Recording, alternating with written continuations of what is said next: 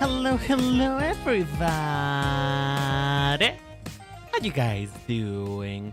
Welcome back to the Cherry Fun Blossom Boutique. My name is Renan, your lovely fashion dolly. How's it going, everybody? Hope you're having a good week. I haven't seen you in a while. I am so sorry for not streaming on Wednesday. Cause as it turns out,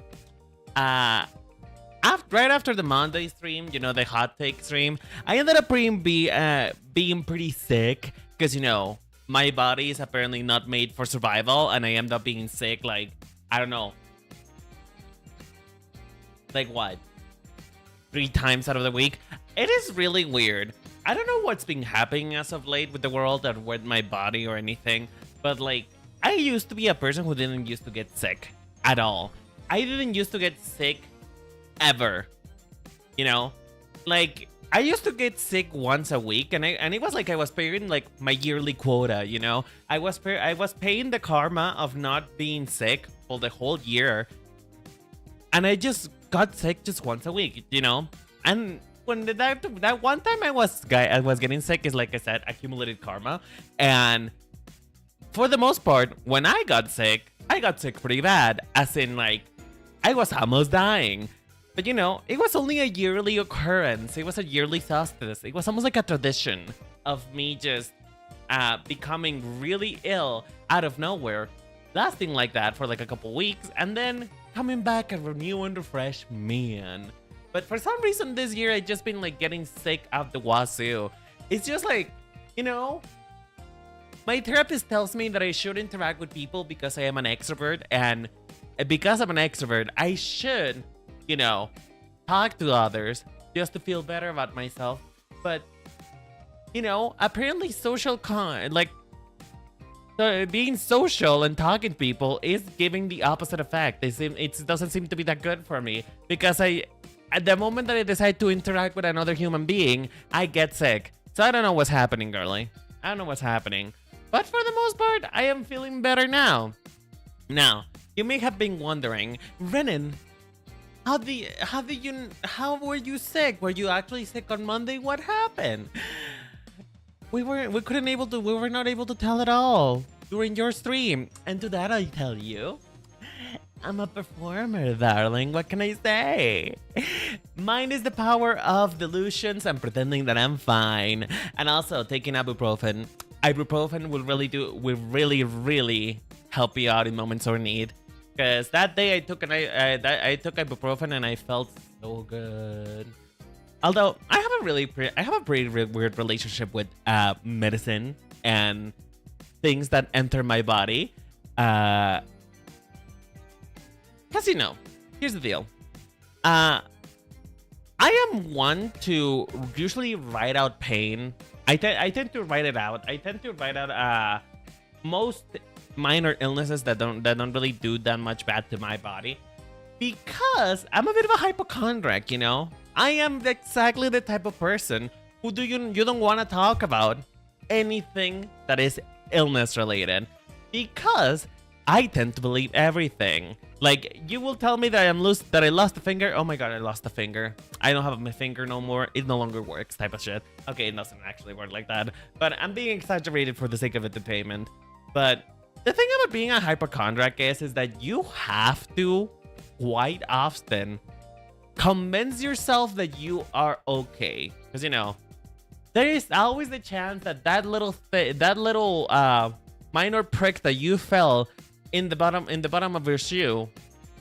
Well, not really in the bottom of your shoe, more like that minor prick that you felt like in your chest a little bit because you moved a little funny. I have to convince myself that type of stuff is normal, and it is normal. Usually the body, and particularly when you get older, the body will quite literally just hurt. It will just hurt randomly. Doesn't matter what happened, the body will just hurt, even when you don't want it to. And it's especially true when you get older. And I'm 26. I'm already at the point in my life in which, like, my back is starting to hurt just by being there, just by existing, just by being a person in the realm of life, I am already hurting. And so, most of the time, I need to ignore those impulses because the hypochondriac inside of me will immediately think it's cancer. You know what my brain does? My brain Googles things, and, you know, when it comes back to the cancer diagnosis, because, you know, if you Google your symptoms, it would almost always be cancer. My brain will immediately go like, okay, heard, word, we have cancer. Time to panic, you know? And so, because I have to dilute myself into thinking that I have nothing, I tend to be very anxious about it. Because, you know, part of me knows that I'm only exaggerating and that things are not as bad as they seem to be. But the chance is never zero. And my brain is very aware of that, so I don't like getting sick very much at all. Because I'm a bit of a health nut. Oh, hi, Oh god. I was gonna call you DK, but that doesn't quite work. Hi, Knight. How you doing, sweetheart? How's it going? You know, I didn't get to talk to you much the other day. I wanted to know, what is the name that you prefer? Because my brain immediately went to DK Knight. Like, even though that's not your name at all, it's just like DK Knight. And so I need to know, what is the name that you prefer to be called by? Anything that you want me to remind me, about? Because I'm gonna be honest, I do tend to prefer when people give me nicknames other than primarily because I do have a bit of a dyslexia. I'm not Donkey Kong. No, but listen, you're Donkey Kong Knight, which is different. I am knighting you. I am giving you a new life, a new purpose in life for you to be absorbed in, you know, which is to be Donkey Kong, but a knight. No, but really, do you have any preferred name, or should I just call you Knight? Because I can go with that. I can go with Knight, no problem. But I hope you're having a good day. Nice. You know what? I feel like you can probably make a lot of puns with Knight. That Knight has a nice knife. Oh, that rhymed. That's okay, thanks. All right, I'll go with Knight then. But how you doing, sweetheart? How's it going? Oh my gosh. You know, I was busy scripting yesterday. I've been doing like a lot of, you know, movements, lateral movements to be able to get back into content creation full time. And I got into thinking, man, I really did have a crush for Ash. You know, the Pokemon anime. Do you remember the Pokemon anime? Because here's the thing. The thing about the Pokemon anime is that at some point in time, you either think that Ash is kind of cool. Perhaps he's a little bit of a heartthrob. You know, if you were a teenager at the time, perhaps he was a little cute, a little hot, if you will. Or you think that he's an idiot. You know? It's like no in between. Dash, damn son, that's humble standards. Why do you only come here to fucking read me, Ryoken? Which, hello, Ryoken, how you doing, sweetheart? No, okay, listen. I was doing a script last night, and I was talking about Sinnoh. I made a script of I've been working on scripts for, you know, reviewing Ash's looks through the eras of the many times he's been on stream. Yes, I collab with Ash. No, the many times that he's been on the tiny screen, you know, until he retired, because, you know, he's no longer the protagonist of the anime anymore. But the point that I was getting at, though, is I've been reviewing his looks, you know, going through Kanto, Johto, Sinnoh, all that. Hope you include the movie Fits. Hell no. Hell no, because they usually tend to be the same. It's very rare that they are different, but if there's anything noteworthy, I will see. If there's anything noteworthy, I will see. But the point being is that I got to the point of the scripts, the black and white anime, and then I realized I had nothing negative to say about it. Because here's the thing. The thing with me and Ash is that I always have something negative to say about him. Because the main thing about him is that he is a stand-in for the male protagonist of every Pokemon series. And, you know, majority of the time he doesn't really hold a candle to any of them. And then when I got to the black and white one, I was like, wait. He actually looks kind of cool. Wait, hold on. One moment. Is Ash cool now? Do I have eyes? Am I going through something in which I now find that Ash is not a cringe brat and is just actually kind of cool now? And I don't know. Listen, I was 11 when that anime came out, okay? I was 11 when that anime came out. And that same boyish, kind of, you know, kind of childish, kind of, what's to say? Look very cool to me. Like, I don't know, he looked cool to me. He looked cool. Just like the boyish act, you know?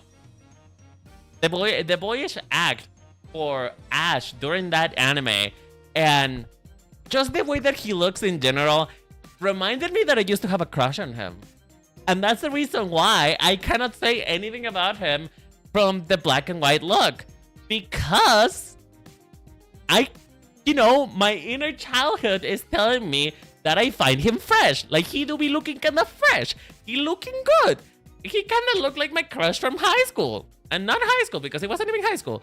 He kind of looked like my crush from Was it elementary? I don't even know if it was elementary. No, it was elementary, because you get into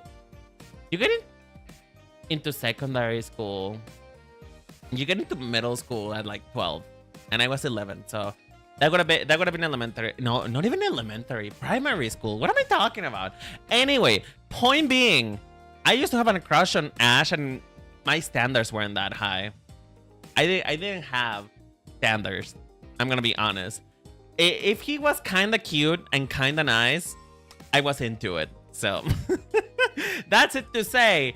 Do not make fun of me, okay? Do not make fun of me for my childhood crush on a boy that was incredibly stupid. Which is, I'd say the black and white look is childish, which is weird because it was recolored version from the black and white products outfit, and it doesn't look childish in the game.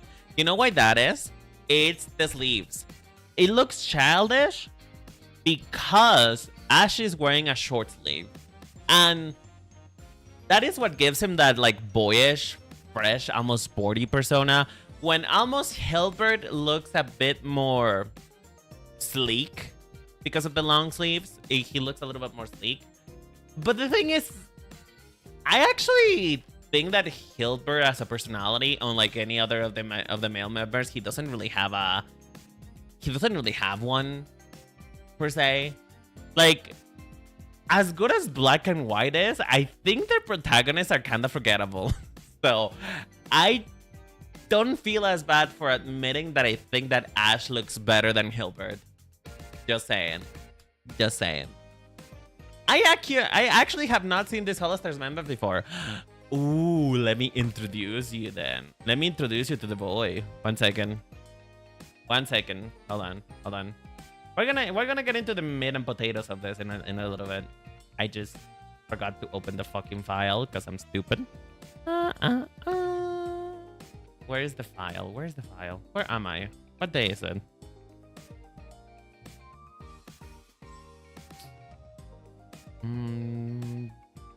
Files. Was it the drawing files or was it fan art? No, it wasn't fan art. All right. Oh shit, I forgot to open the reference too. What am I doing? Who am I today? Well, anyway. So, for those of you who don't know about him, let me give you a little bit of a history lesson on Suzaku. So, he was a member of Generation 1 Holostars, which honestly, seems like it was forever ago. Like, I'm not gonna lie, it seems like forever. It seems like forever since I first saw the members of Holostars, like the very, very first ones, you know. So here we have, and I don't remember what his full name. I know his name is Suzaku, but I don't remember his last name. 1 second. There you are. Yakushiji Suzaku. So, Suzaku, as a character design, he's meant to be a bit of that delinquent that is you know, looks kind of like he could be part of the Yakuza, but is more kind of like Gap more, little heart of gold, mama's boy, or in this case, grandma's boy. And that's exactly what he is. That's exactly who he was. Many people actually don't know him because he graduated 6 months after his after Holostars came out. And most of his stuff actually got removed around when Kaoru graduated as well. And so many people don't know about him. They don't really recognize him because he's from a time in which Holostars was truly niche. He's from a time in which you genuinely would not be able to know Holostars unless you were into indie Vtubers almost. Because for all intents and purposes, they were as popular as, you know, normal indie Vtubers by then. It wasn't that profitable to be a Holostars when he was around. And so, you know, it was pretty much a niche that many people didn't get into. You know, back in the time in which male VTubers used to be ridiculed for even trying to be in the same space as female VTubers. Because I remember that part of history. I remember when people used to make fun of male VTubers. And now it's the reason why we have probably the opposite. We have the opposite. Male VTubers get too cocky nowadays just because they're male. But, you know, that's neither here nor there. And so, let me tell you a little bit more about Suzaku. So, Suzaku as a person, as a character, well, not really a character, as an entertainer, he, in many ways, is very similar to Gerard, you know? Think about it as, you know, a little bit of a more... Oh, how can I say this in a way that makes sense? It's like Gerard if he was born poor in the countryside, you know? It's Gerard if he goes on poor. Because I don't know if you guys know this, but Gerard is rich. Well, he says that he's not rich. His mom is rich. But point being, he's from a rich upbringing. And Suzaku isn't. At least as far as I know. And so, the main thing that to know and understand about Suzaku is that he was also very much a yeller. He was very loud. Incredibly so. In fact, do you guys know that, like, you should know this if you understand a little bit of Holostars lore and just in general, I guess Holo lore, is that, do you guys know the meme of Yago being best girl? You guys know the Yago best girl meme? That, you know, the best girl in Holostars is Yago? Well, he's the one who started it. He's the one who started. Because when somebody asked him who would he date out of Holostars, he said that he would date Yago because he has money. And it's really funny. It's really funny. And he built it up, you know. He built it up like the question was, who on Holostars would you choose to be your partner? And he built it up so much, like, hold on, let me how could I ever choose? They're all so important to me. I could never. Yago. You know? He built it up like he genuinely was kind of heartbroken about choosing between his mates. But in reality, he always meant to say Yago because, well, Yago has money. Although, I doubt that he had that much money back in the day. Because, you know, Holostars used to be a personal project for Yago. It didn't used to actually generate that much money. And, you know, unfortunately, Suzaku was kind of a side effect of that particular era of Holostars. Because Suzaku wasn't actually that popular. You know, there is a reason why you can only find 3 clips of him if you Google him now. If you put it on YouTube right now, put Suzaku Holostars, you're only ever gonna find 3 clips. Maybe 3 clips and a compilation. You know, because he really wasn't that popular.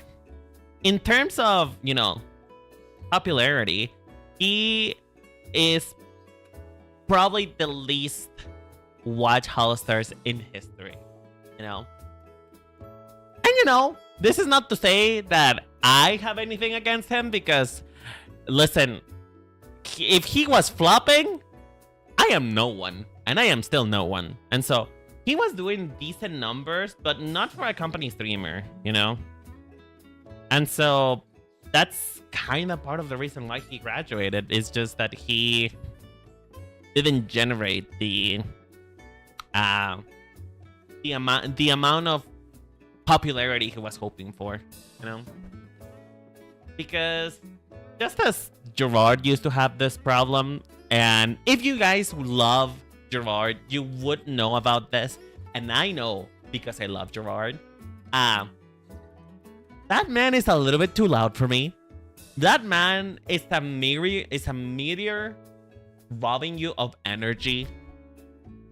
Because even I, an extrovert, was holding for dear life every time I listened to him talk, because he's just so loud and, well, he used to be so loud and so, what's it called? What's it called? He used to be a bit of an energy zapper, because just listen to him for a long time and you would be tired by the end of it. Is the point that I'm trying to get with Gerard. And so Suzaku used to have the same problem, that he was just a little bit too loud for many people to digest. And he also had a penchant for being dramatic as fuck. much like yours truly, he had a penchant for being really dramatic and being really and playing a lot into the bit. And because of that, many people didn't actually give him that much of a time when he was streaming. And so that's why he graduated. He graduated because he really did believe in the dream of being a Holostars, and he believed that there was actually something in VTubing, but at some point in time, I guess he just didn't feel like the dream was there in Holostars, and he decided to quit. Not to say, not quit, more like he decided that being part of a company wasn't for him, you know? Because nowadays he's still streaming. He still streams, he still makes content, you know? He makes content still.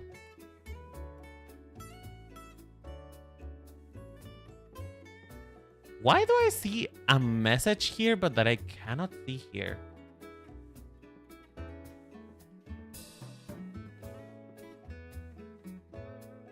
Hold on. Who's that? Oh, it was you, Ryoken. Why did that message cut off? I was not to expect. I was like, what the hell? What the hell? I hit the send button accidentally. Oh, okay, I see. No worries. But yeah, let me catch up in chat. I got a little too distracted talking about him. Let me see. Ash is a giga chat though, I admit it. Kid was jumping to cliffs and even off of buildings just to save Pokemon he just met. Not very smart of him, but the intention is what matters. I am surprised he survived for that long, to be honest. I am genuinely surprised he survived for that long. Because actually, didn't he die in like a couple movies and they just brought him back? You know? Didn't they just brought him back? Twice. Yeah, I remember that. It's like the Mewtwo movie he died. And I don't remember what other movie he died on, to be honest, but I remember he died. Oh, it was the Mewtwo movie and the... He died right before his battle with Sabrina. Wait, what do you mean? Wait, was the Mewtwo movie before the battle with Sabrina? I know that he died. I know that he died in the Mewtwo movie. Did he also die in the Lucario and Mew movie? Is that when he also died as well?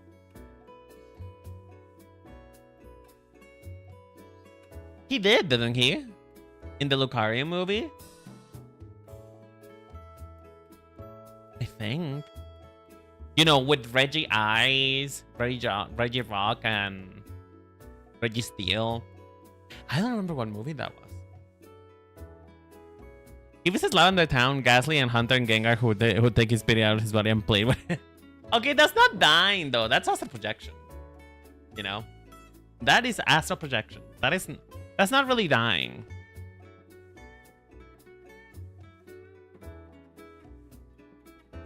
Never watched that one, but the kid is a god, basically. I mean, yeah, that's essentially the point that we're trying to get at, supposedly. He doesn't die. Who dies is Lucario's former trainer. Oh! You know what? You know what? I'm still kind of mad that he was only a character for a movie. I really like Lucario's former trainer. You know? I really liked him. I actually really enjoyed him. I may or may not have had a little bit of a crush on him. Just a tiny little bit. Just a little bit. Mostly because I found him super hot. But who wouldn't, you know? Who wouldn't find him hot? But anyway, that's neither here nor there. Point being, Ash has died a lot. He has died a lot, and I am surprised. Do you think that the new protagonist the girl, the new one, do you think she'll die? Like, we'll get to see her die on camera the same as many times as Ash did. I love Farfetch so much. It's one of my favorite bird Pokemons. I love this version of Farfetch. This version in particular. This one with the giant leak is so fucking funny to me. This one with the giant leak is so funny to me. I don't know why it is, but it is. It's so funny. Like, just imagine a bird the size of your thumb. Well, no, it's probably bigger than that. Just imagine a little bird just carrying a massive stick. That's kind of what I imagine. That's just kind of what I imagine.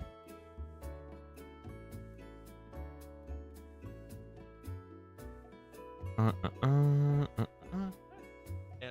is his tail? I want to see how his tail is like. Oh, that's not his tail, that's his wings. Oopsie.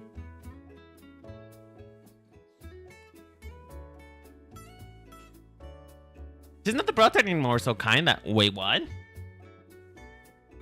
She's not the protagonist anymore? Who is it then?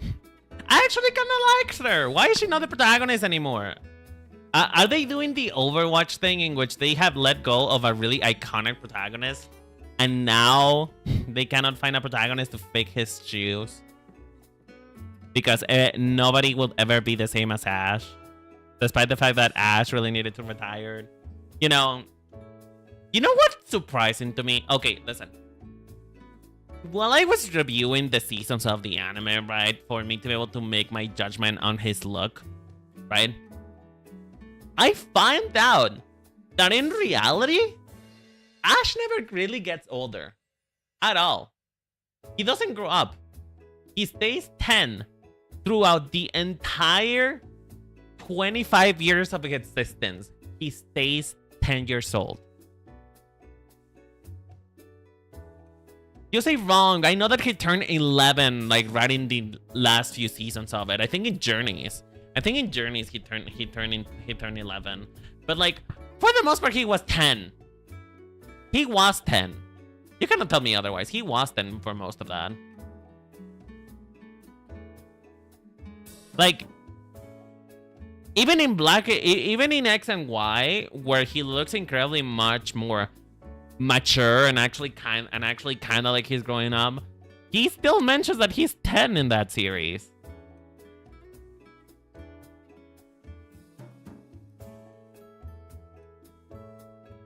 Or what? Or how do you say that I am wrong?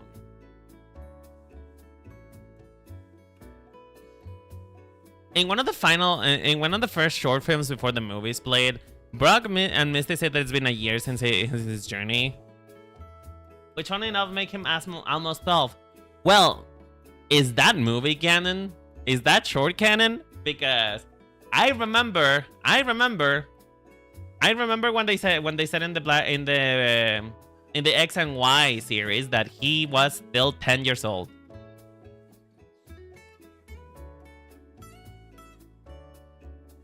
I remember very well. I remember very well because I was traumatized by it.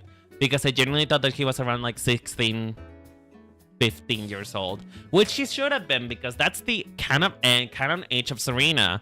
Serena in the games, she was around 15, 16.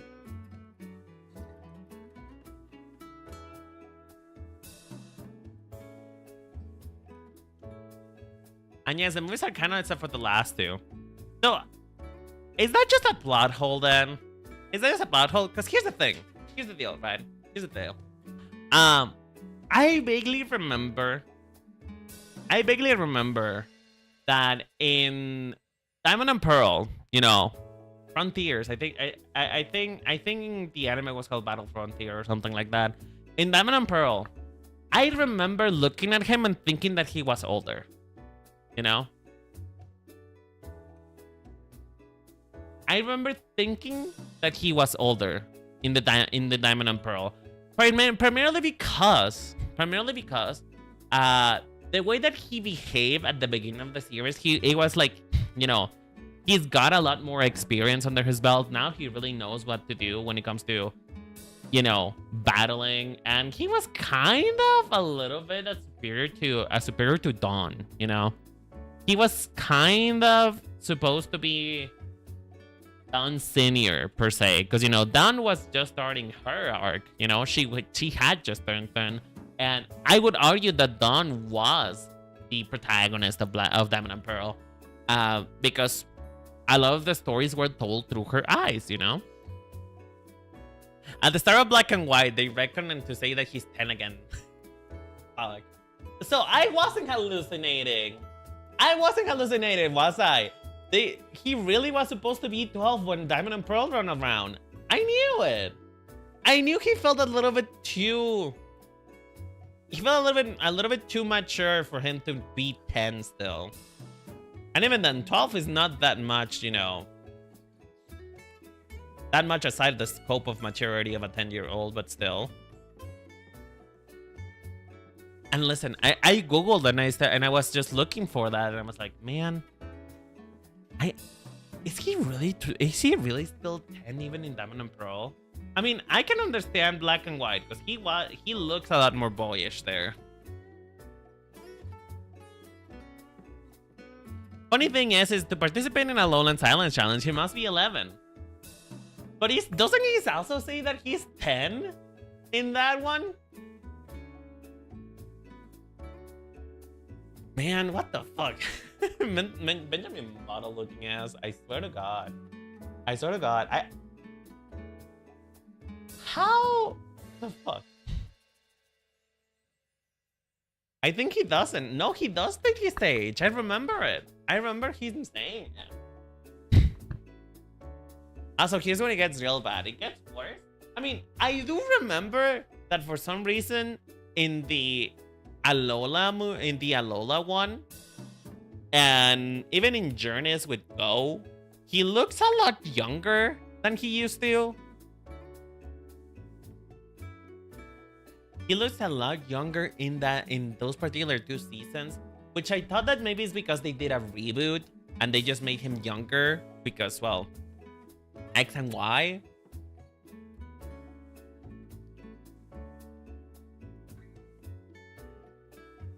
Here's where it gets real bad. Kukui's wife becomes pregnant in that season, and in the next season, Ash goes back to Alola and the kid has been born.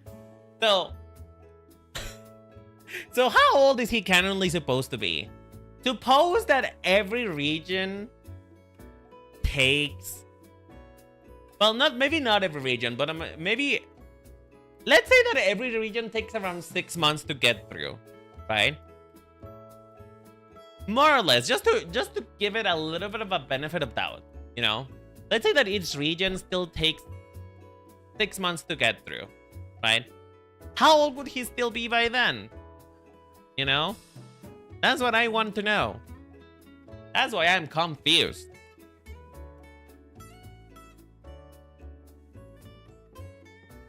Real answer. Okay, listen. Have a little whimsy, okay? We all know that the only reason why he doesn't grow up is because the anime is because the writers and the Pokemon Company doesn't care to make him grow up. We know. We are aware of that, but my question still stands. My question still stands. Have a little whimsy. Come on. Imagine a little. Imagine.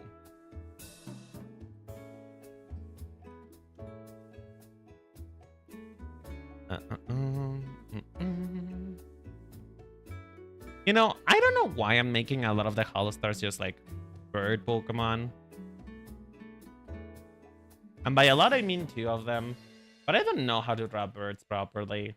So I feel like I'm kind of flopping with this one.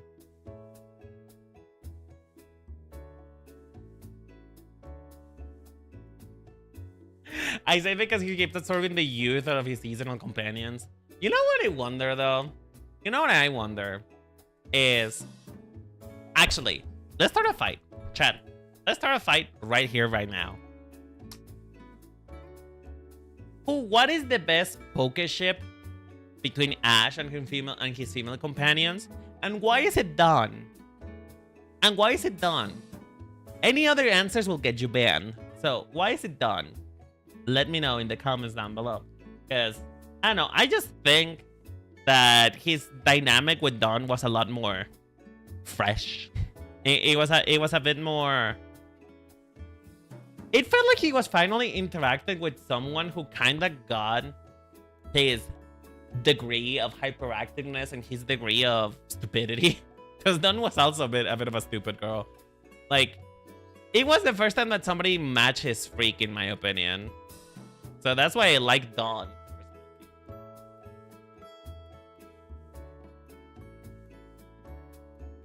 Lily, sorry, but they made it too damn clear in the search for Mon. Lily? Wasn't Lily like significantly younger than him?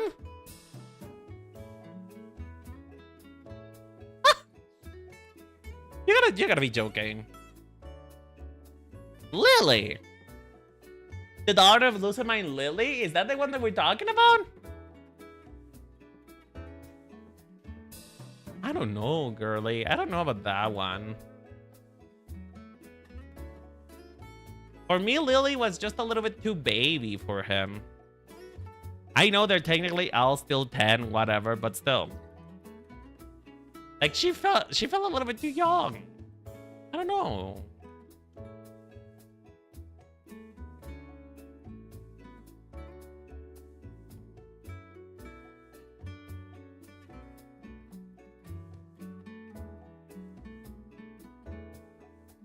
That was the other who went to see his world championship battle. Damn! Well, see? You said it first. You said it first, not me. Dawn is the actual best girl. Dawn is just best girl. And I refuse to think that people don't see that. I don't know, it was also the fact that she was also like, you know, I'm having a hard time describing it. He was also the only one that actually kind of got him, like where he was coming from. You know what I mean?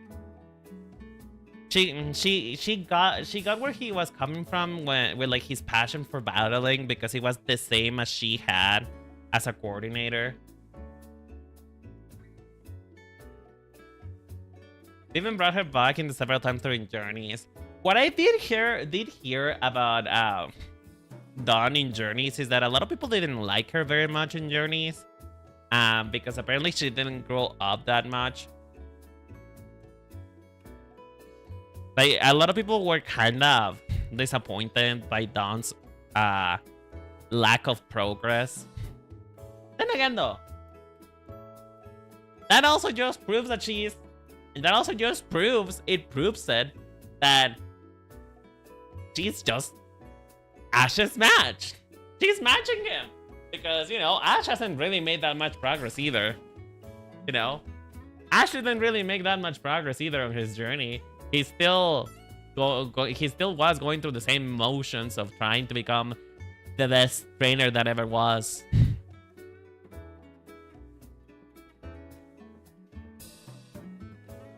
He became the world champion. In what series? Like, I know he became the world champion, but it was much more after where he was supposed to. I 100% guaranteed that. You know what? No, I still stand that the fact that he lost the Sinnoh championship was the worst, the absolute worst part of the anime. Because he didn't. I call bullshit on that one. He didn't deserve to lose that one. His team was really good. He was actually doing great, in my opinion. And they just made him lose just because you know, he's the Pokemon protagonist. He can't win, otherwise his journey would be over or whatever. Which clearly didn't happen because I did know that he at some point, you know, did win and continued traveling.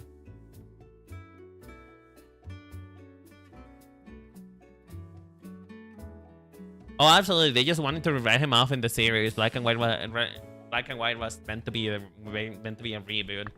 I mean, if you really do think about it, he kind of deserved to the rest. He kind of needed a fresh start from Black and White.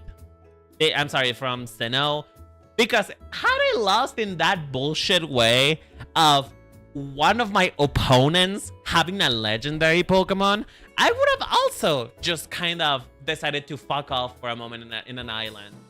In like an island that nobody knows about. I would have just also fucked up for a moment and pretended that nothing happened. Because I still think that it's bullshit. It is bullshit the way that he lost. And I will forever say that it was bullshit.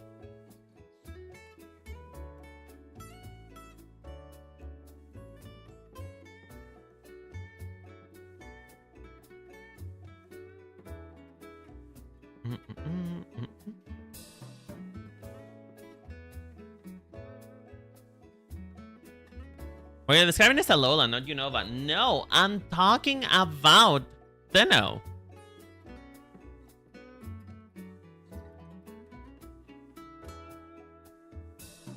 I'm talking about Sinnoh. And honestly, I did not watch the Alola version of the anime because the art style changed a little bit too much for me. You know? The art style just changed a little bit too much for me to be like into it.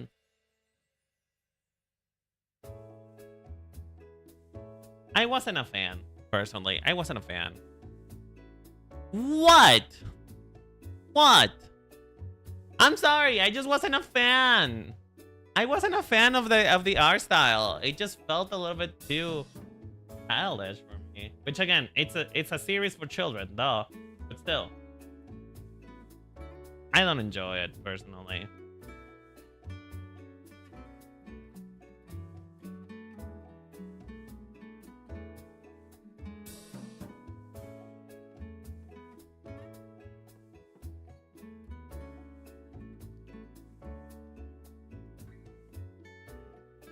Ash design is crap, but the series absolutely peaked.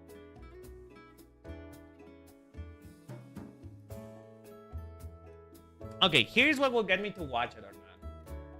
Here's what will get me to watch it or not. My question is the following. How much should they keep of Lusamine's arc? How much would they keep of her abuse towards her children? Depending on your answer to that question, would be me watching it or not. Because if they are faithful to Lusamine's abuse to her children, I will watch it.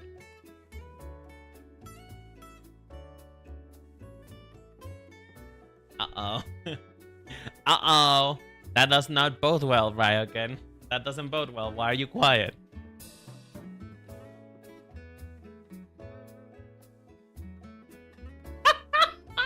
Me cagaste ahí, mano. I mean, I'm just saying. One of the best narrative parts, and the reason why Lusamin is such a good villain, is because, you know, we've never seen, at least at the time of that, yes, the villains of Pokemon were cartoonishly evil. Just people who were evil just because, you know, evil in the sense that they just, you know, they are evil because they're evil and they don't really have much interiority. They just did cartoonishly evil things that no person would do.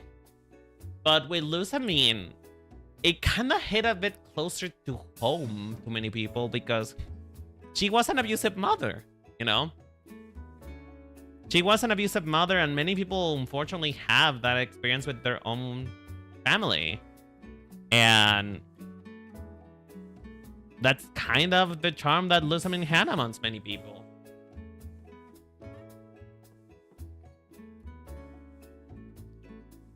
So that's my issue, maybe. That's just my issue.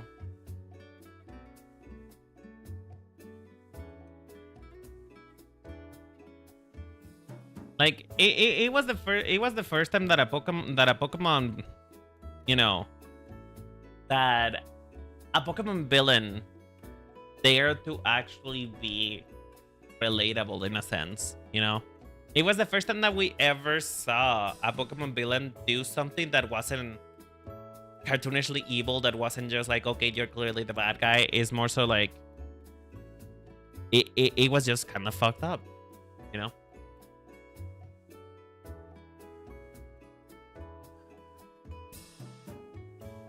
Jekis? Okay, but the thing with Jekis is that he's still cartoonishly evil, though. That's the thing with Jekis. Like, with Lusamine, it was realistic. You know? With Lusamine, it was realistic what she was doing.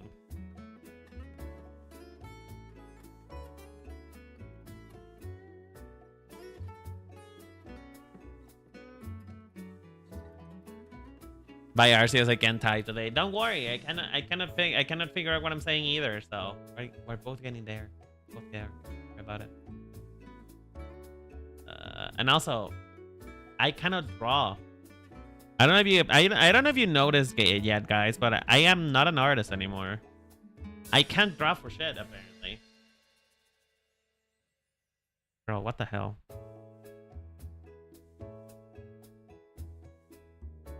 Like, I was trying to make his wing. Well, actually, no, that looks better. Yeah, this looks better. Never mind. I can actually draw. Never mind. I'm good. I know parents were more evil than Jekis, and that's unfortunately not even lying. But yeah, that's also true. It's just...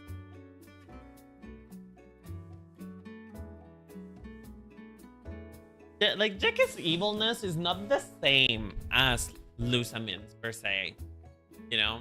It is not the same thing. It's not the same realism, you know. Because yes, Jekis did bad things and whatever, but he's still just what you expect of a cartoon villain, you know.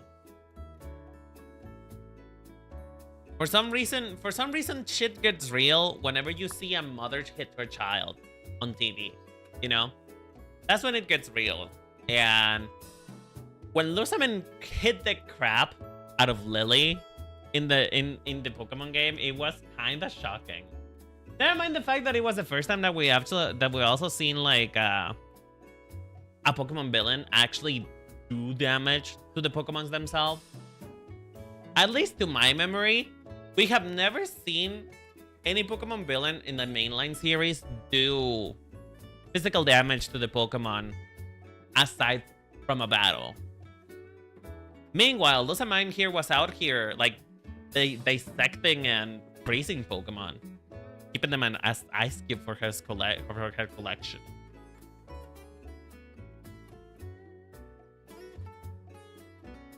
Which is actually why I really like her as a villain, you know? I really enjoy her as a villain exactly because of that. Because they were not afraid to be kind of evil. Hi, Cleo! Thank you so much for the biddies. I appreciate it. Thank you. Mwah.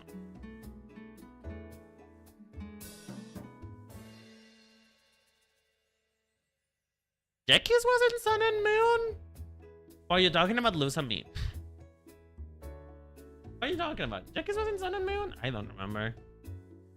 I'm gonna be so real. I do not remember. But how you doing, Cleo? How's it going? I hope you're having a good day. I'm having a great day, personally. I'm having a ton of fun today. Because I'm drawing a boy. I'm drawing a man. And I love men.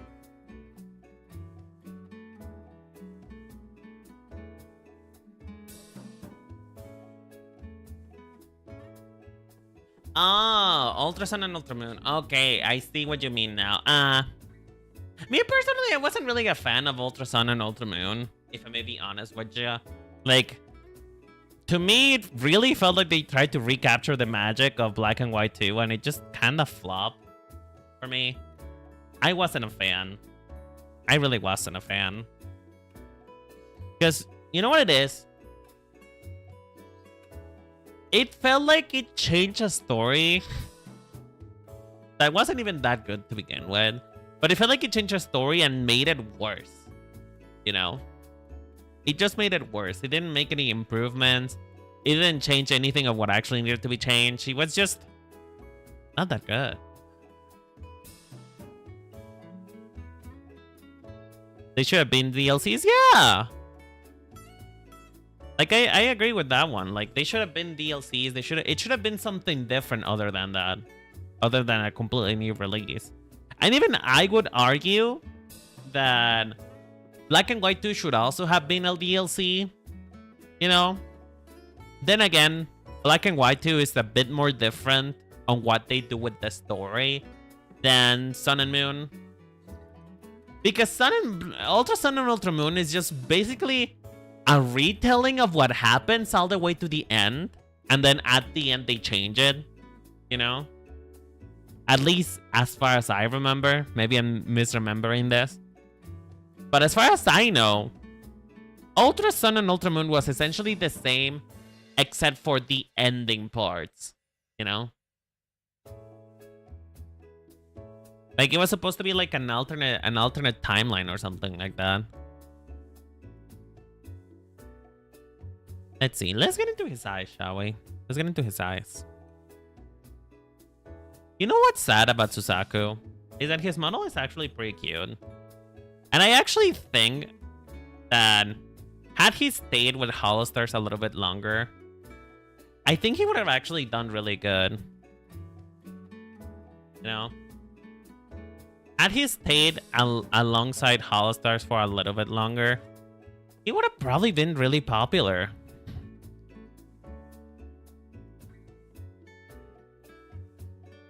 Let's see. Let me change the shape of his this eyes a little bit.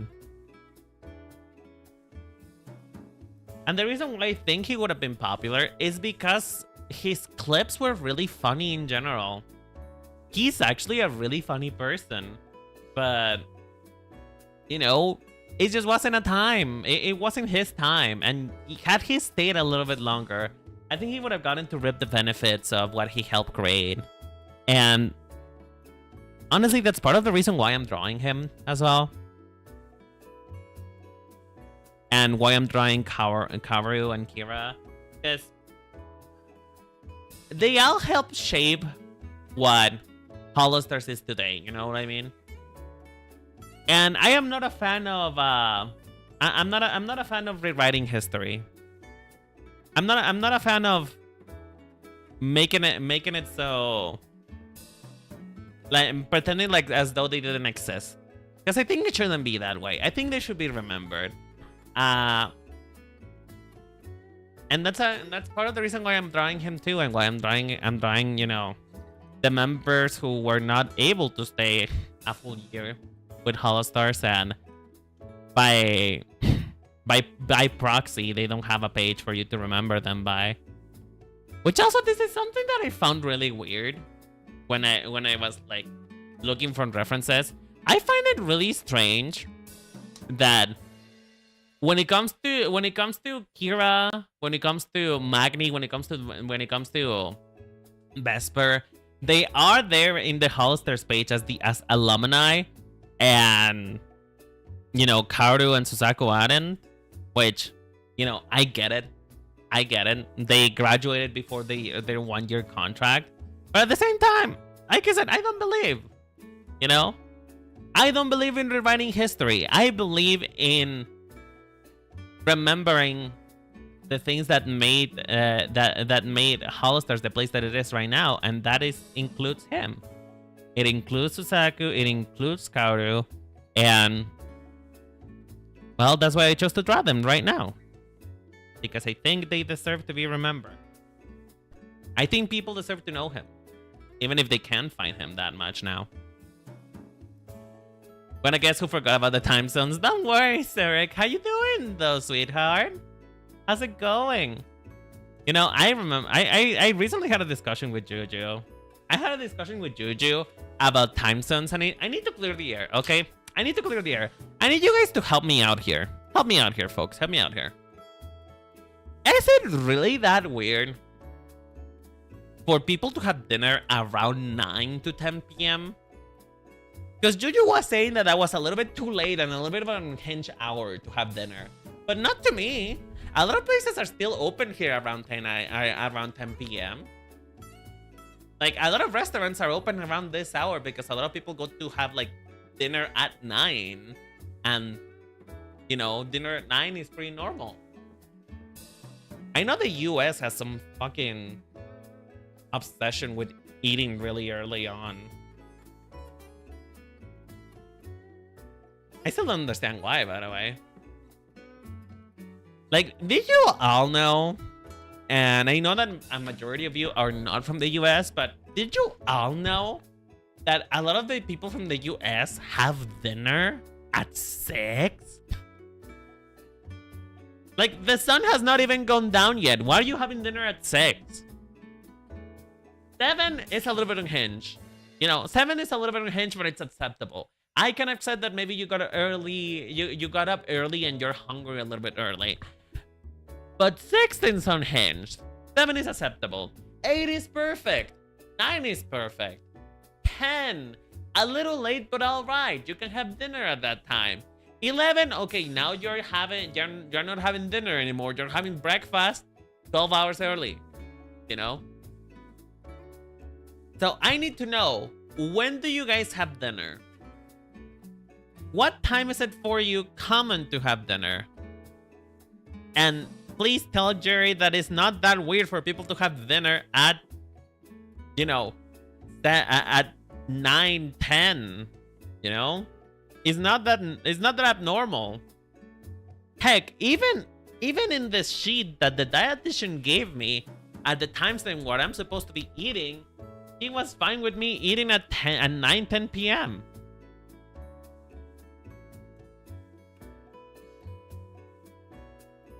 I eat around 6 p.m. because I get up at 6 a.m. from work. I mean, that's fair. Although, do you not have lunch?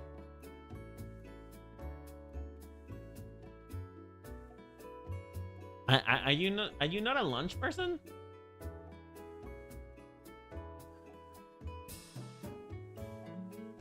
Like, just real quick question. Are you not a lunch person? I know a lot of people don't have lunch and they prefer to eat brunch.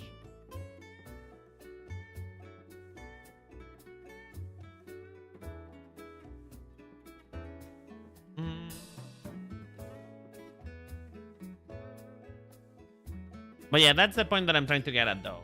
Depending on how early you got up, I guess I can accept it. But it's not that bad to have lunch, to have dinner at 10. Like, here's my meal schedule, by the way, guys. This is how I eat. Tell me how weird it is, because I'm starting to think that maybe I'm the weird one here. I have breakfast at 11 a.m. And then I have lunch at 4 p.m. And then I have dinner anywhere from 9 to 10 p.m. So is that too bad? Am I an outlier here? Because I don't think it's that bad. I think it's, you know, quite generous.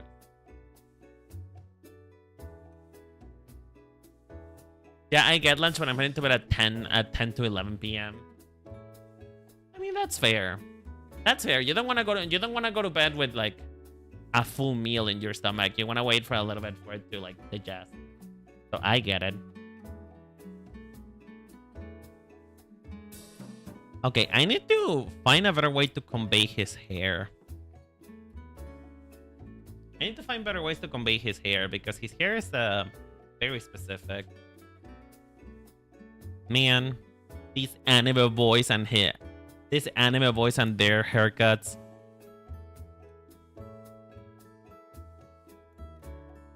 These anime boys and their spiky haircuts that make no sense.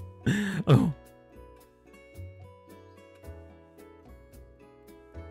You know, what do you gotta do actually?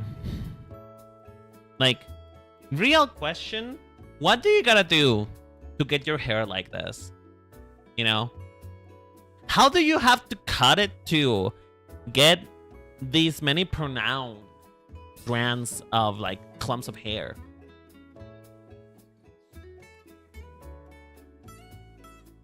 Like, really, that's what I want to know. How do people get it? How do people... like, I know it's possible. I've seen it done before. I've seen people in real life with anime hair, quote unquote. So, I want to know. How do you do that?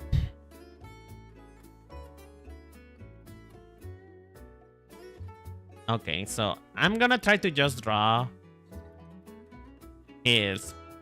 not really his bangs, but more like... Never mind, I don't know what I'm doing. Ah, help. It's like, my mouth is really dry. Okay, and then he does the anime thing in which his bangs reverse direction for some fucking reason.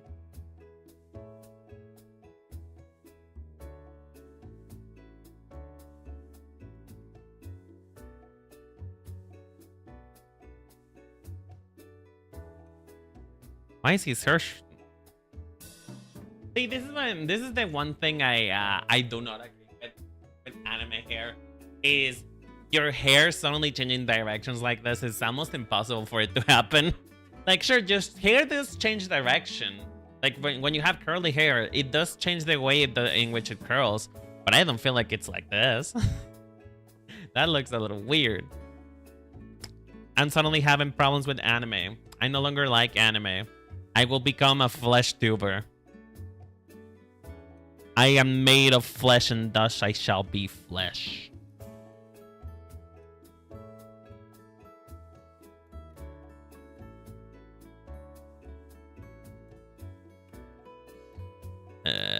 Does that look decent? I don't know anymore. I don't know anymore, girly. I'm just following the vibe here. My hair is shorter, but like that with the clumps. How do you get it done like that? Do you have to ask them to cut it into points? Is that what you gotta do? You know, I've actually been dreaming and thinking about not really getting Rinen's hairstyles because Rinen's hairstyle is actually impossible to get in a human head. Like if you look at Rinen right now, look at my hairstyle for a moment. It is impossible to get my hair the way that it is, you know? Unless you get a wig and you introduce a lot of armature wire and got to be hairspray. But I've been thinking about getting Rinen's hair color in real life. There is something about this blushy pink tone that I really enjoy. Like I feel it looks really good on me.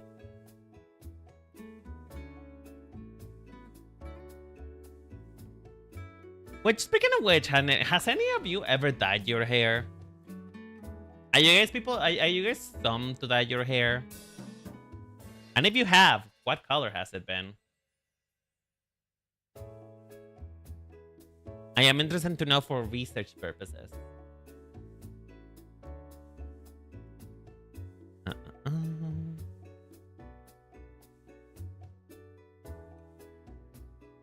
I don't know, girl. At this point, I'm just kind of bullshitting with this one.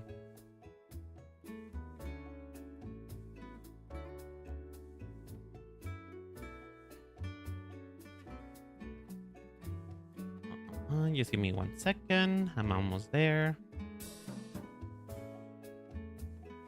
I just realized he's kind of a bit cross-eyed. I just realized he's kind of a bit cross-eyed. Is he? Actually, is he? Is he cross-eyed, or is it the hair kind of making me look cross-eyed?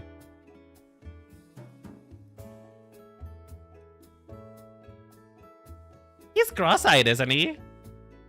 Oh, is it the hair? It's the hair. It's the hair, isn't it? Is the hair making him look cross-eyed? Because it looks like this one is a little bit farther up. It looks like this one is a little bit farther up and kind of just make him look a little bit derpy. It's so cute. Oh, I adore him.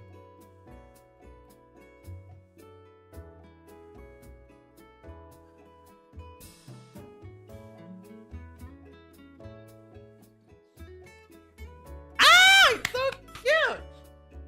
Does it look like it makes sense? Absolutely not, but I don't care. I think it looks awesome. Me personally, I think it looks awesome. It's natural. I don't know what to tell you. When I cut it, they tell me like to make it an inch long, and they bust it.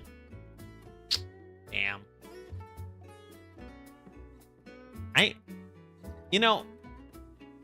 I find it deeply offensive whenever people around me have good hair genetics. Like, can you not spare some for some of us who are not as gifted when it comes to hair? Like, do you mind not showing off in front of my salad? You know? Like, I would like to feel confident about my hair. And then there is people out here who get up and, you know, all they have to do is just brush their hair a little, puff it up, and be natural. And it just looks so pretty. And then I'm sitting here taking like 45 minutes to get a hair clip to look right, just so that my male baldness doesn't show up. Like, man, why was I born a man? I recently did one of those filters that takes your face and turns you into a girl, and it's just like, how about I just want that wig? How about you just give me that one? I want that hair. I would like it. Please give it to me. Thank you very much.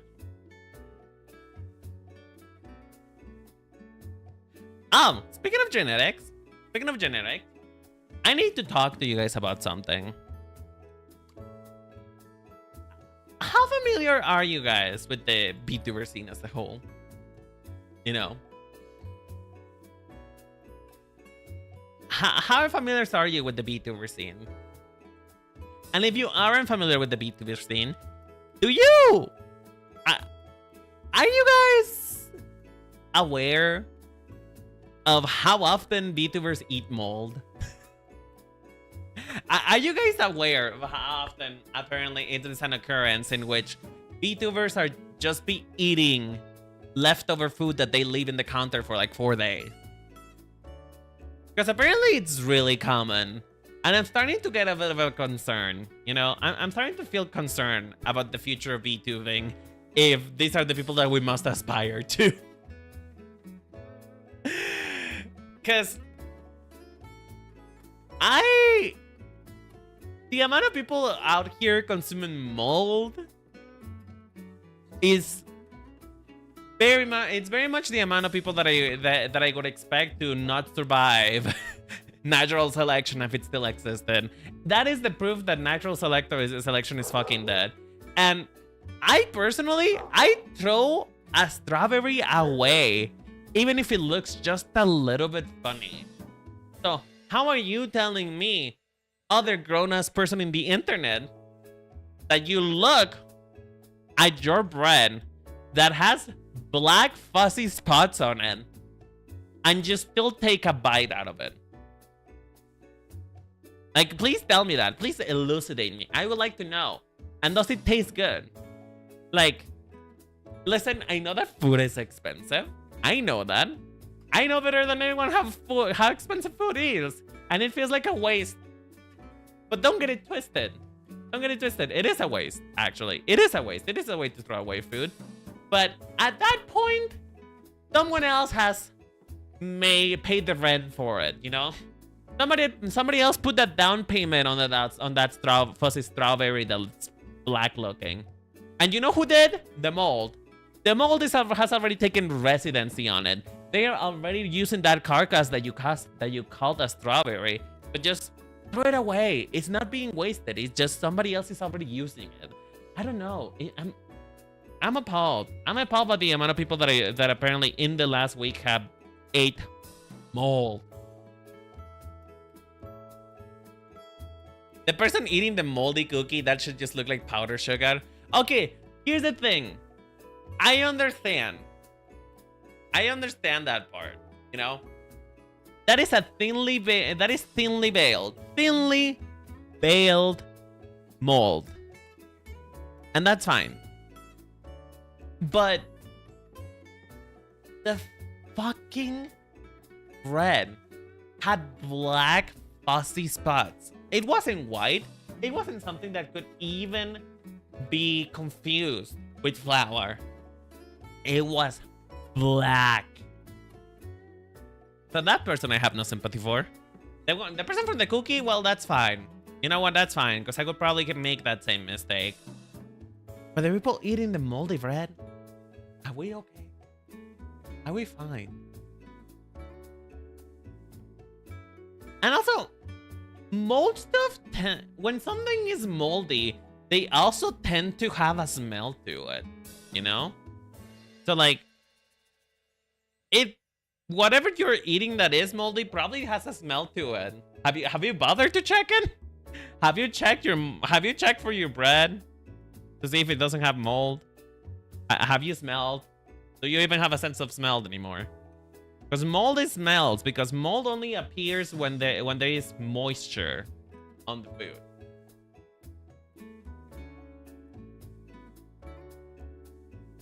You know, I became really paranoid about eating like rice.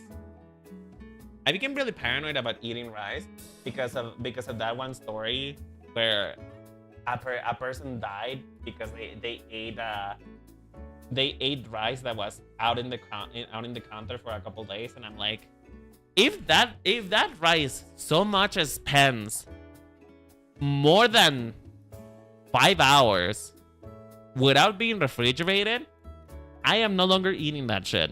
I am so sorry. I would rather not die.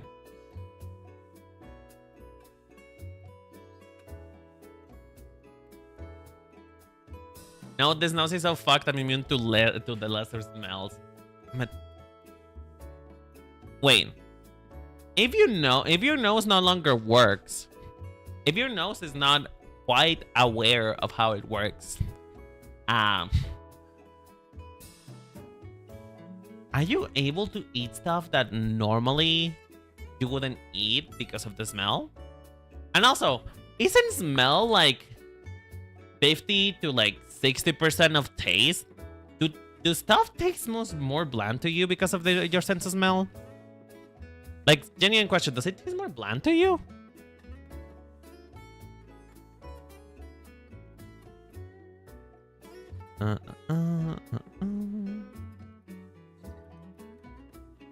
I'm doing his yukata, by the way.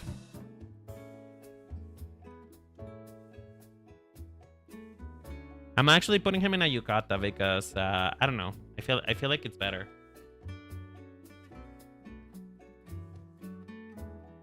I need to do this in a lower opacity thing because I can't see what I'm doing.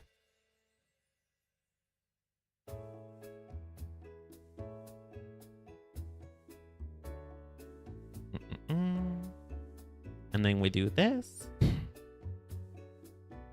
And then we do this.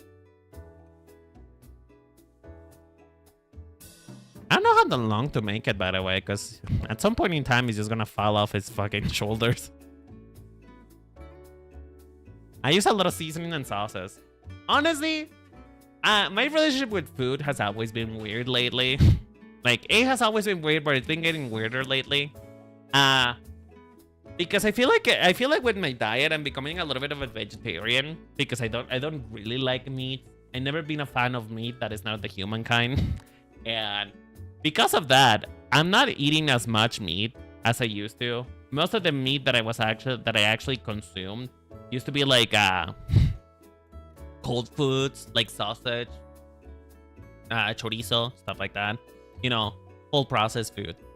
And I don't know. I've been trying to find the wonder and the whimsy of cooking. The wonder and whimsy of cooking and the wonder and whimsy of using seasoning. Because, you know, I've always seasoned my food, don't get me wrong. I've always seasoned it with a little bit of salt, pepper, a little bit of consomé de pollo. But like, I'm trying to level up my cooking game by introducing other different types of spices, like soy sauce, for example. I've been using a lot of soy sauce lately in my food and meals. God damn it, why does it always do that?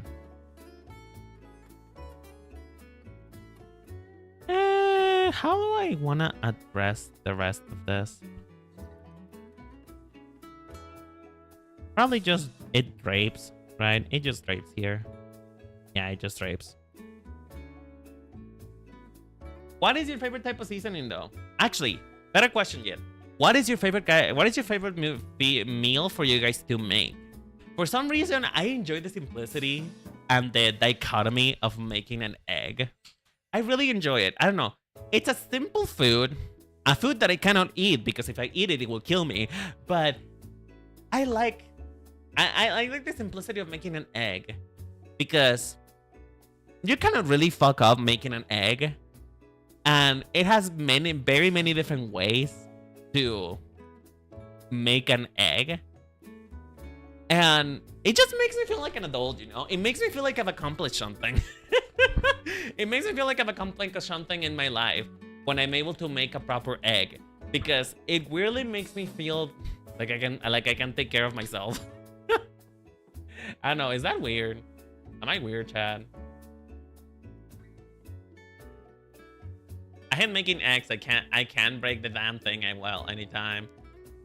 How are you breaking it? Quick question. How are you breaking it? Because depending on the way that you break it is the way that it comes out. So I need to know, and the world needs to know, and the public needs to know, so that we can love. I mean, so that we can help. How are you breaking your egg?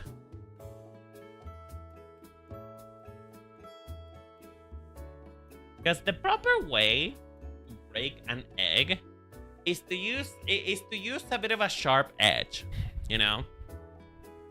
Because if you break your egg, because I assume that they taught you the same way that they taught me, which is just to smack your egg in the counter, right? And that's fine and good, but you gotta do it, you know? You gotta do it on the side of the counter, on the corner of the counter, because otherwise it's not gonna work well.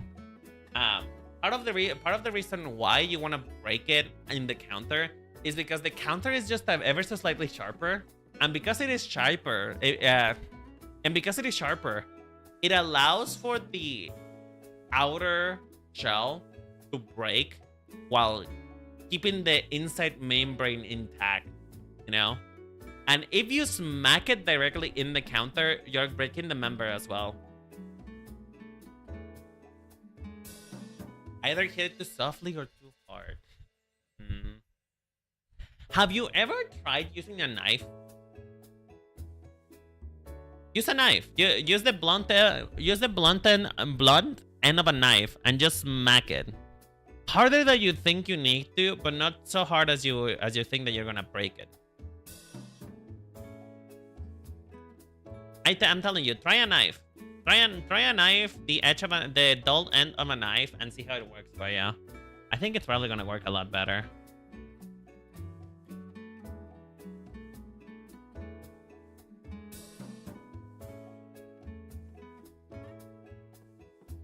I will try that. Yeah, no worries, no worries. So, also, part of the reason why I also like making eggs too is because there is not really any real way to fuck it up. And what I mean by that is that, let's say you wanted to make a whole egg, stabs the egg. I mean, well, the egg probably did deserve it. But let's say that you wanted to keep the egg intact, but for some reason you broke the egg white and the egg yolk. You know, you broke the yolk, and now you cannot really have your egg full anymore. You know what you do? You make scrambled eggs, and then boom, problem solved. You no longer need to end your life because now you still have your eggs. It's just kind of like the versatility of it, you know? The versatility of egg makes me feel like even when I make mistakes, it's gonna be okay.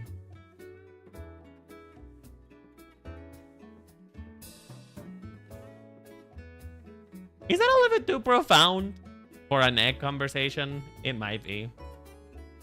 It might be a little bit too profound. Maybe I need help. Maybe.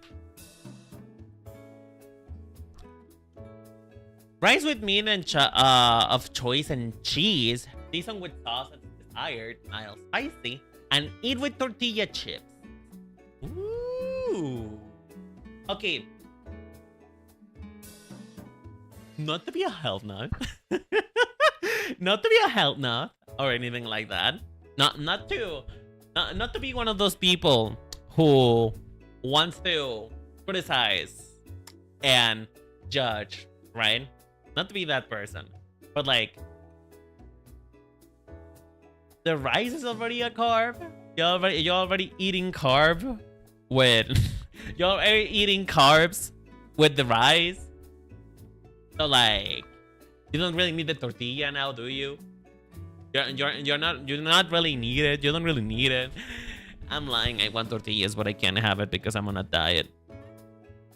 I do want tortillas though.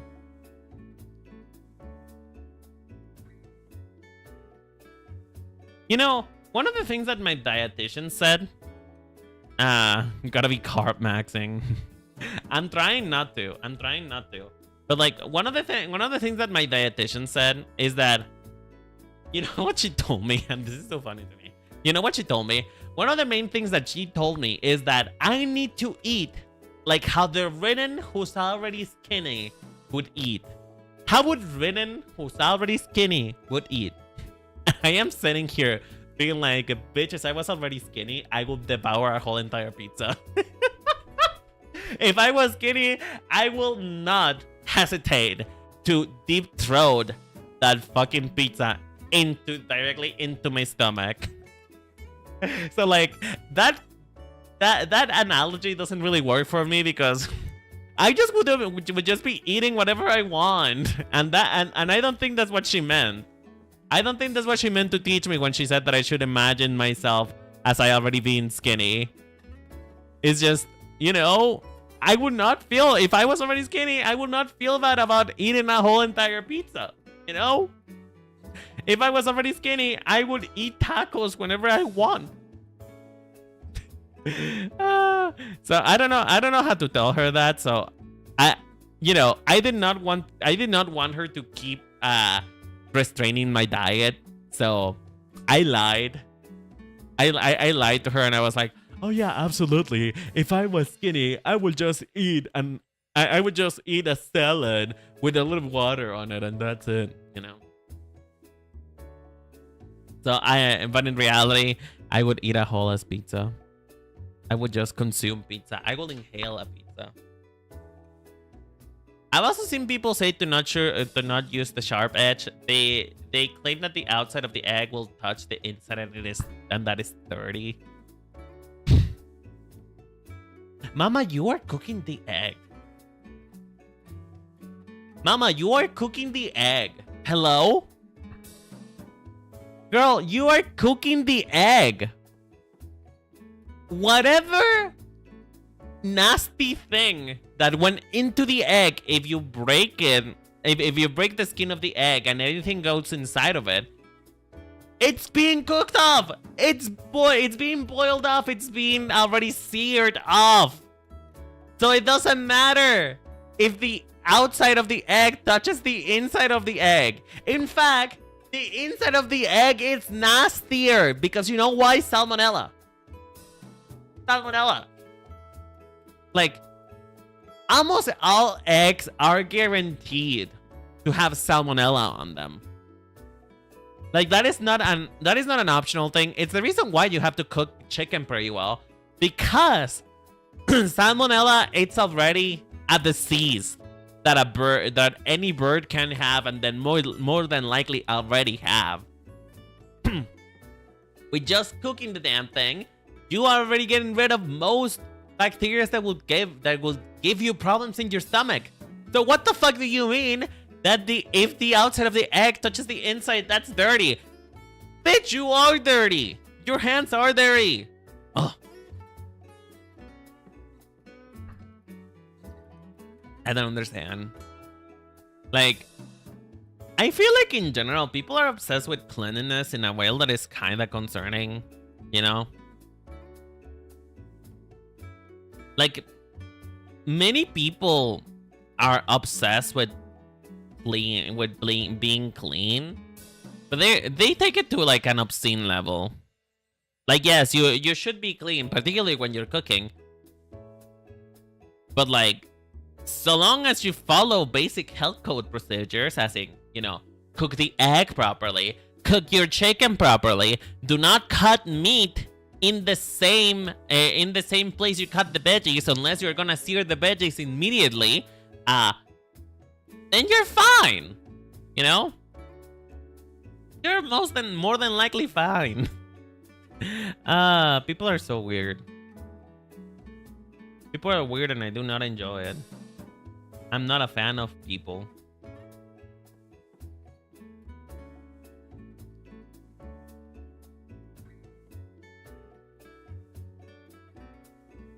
Hold on. Hold the phone. I'm almost there though. Cat, is this going... Am I going faster than I ever would have been before? Like, isn't this kind of fast? I feel like I'm making progress fast. Am I becoming a fast artist?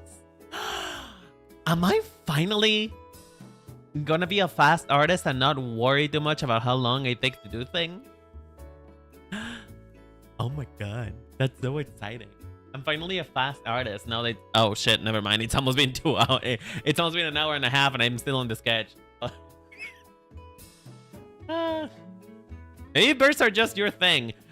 Not considering the fact that when I did Rika, it took me about twice this amount of time to actually do him properly. So I don't think so. I think I just like Suzaku. Maybe, who knows? Who knows? But yeah, point them being, support the Holostars, boys. Cook your meals properly. And don't eat mold. Please don't eat mold. Vtuber community, I beg of you, stop eating mold. Because I want to stop laughing at you. I want to respect all Vtubers, but when you all eat mold, it just feels like all hope is lost.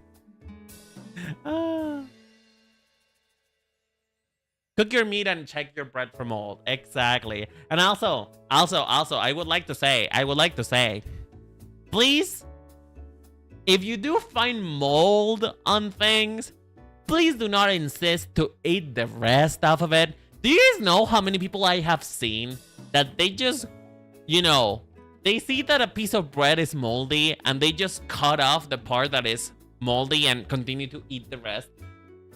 Guys, mold are fungi. The actual alive part of the mold reaches much deeper than what you can see.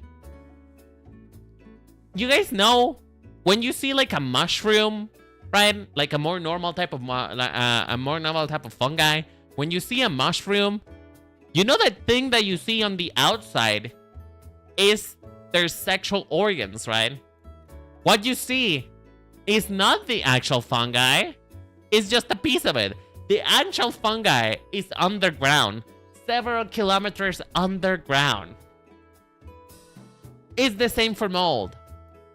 So please do not eat your mold.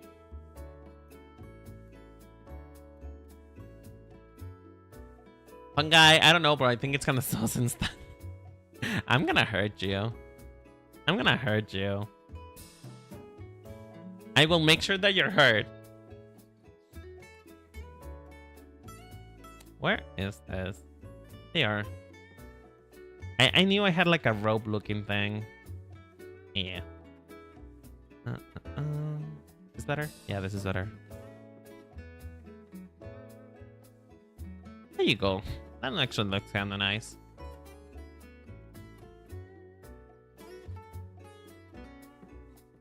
Man. That actually looks really good. I like it. I like it, Picasso. I'll figure out what to do with the knot next. I just wanted to use this to not worry too much about it.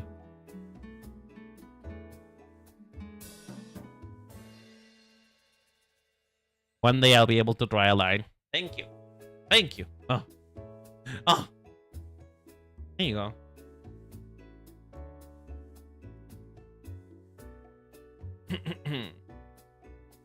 I just realized I've been so big on the screen and you guys are not able to see what I'm doing. By the way, speaking of gross things that many people consider to be gross, I don't know if you guys know this about me, because I haven't talked about it in a while. So I don't know if you guys know, but if you don't know, I'll tell you. My house and the people in my family, we actually have, it's fine, the view was pretty. Shut up! Aww. You're so sweet for a guy. You're so sweet for a guy who's supposed to be straight. Oh, you're so cute. I swear to God. Anyway, so I don't know if you guys know this about me, but my family and we actually have a symbiotic relationship with the geckos that live in the kitchen. We have geckos in my house. We don't know how they got here. Like, actually, we really don't know how they got here. For all we know, they just kind of appear one night because we didn't used to have them. So we don't know how they made it into our house, but we like having them, you know? We like having the geckos because they eat spiders. You guys know how lovely it is to not have to worry about spiders? Like, do you guys know how lovely it is not to worry about burning down my house? Guys, the moment that I find a spider, I will burn down my house. There is no hesitation, no doubt in my mind. That house is hers now. I would rather live on the streets.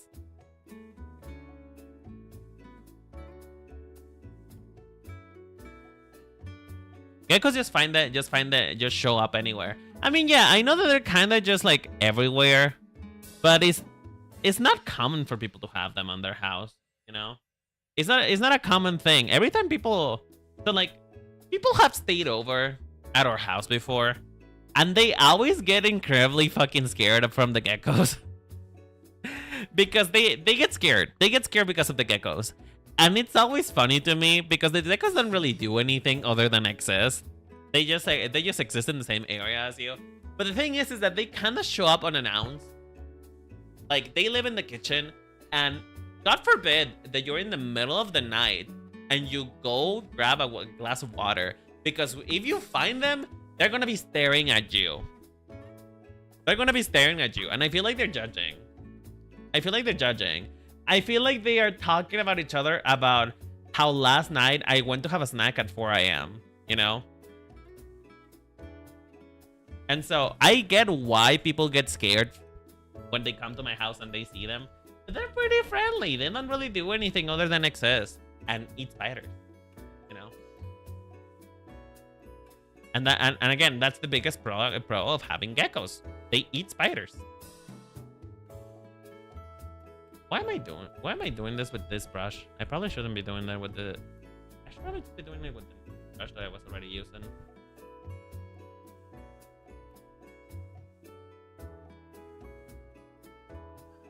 No, it's technically still rope.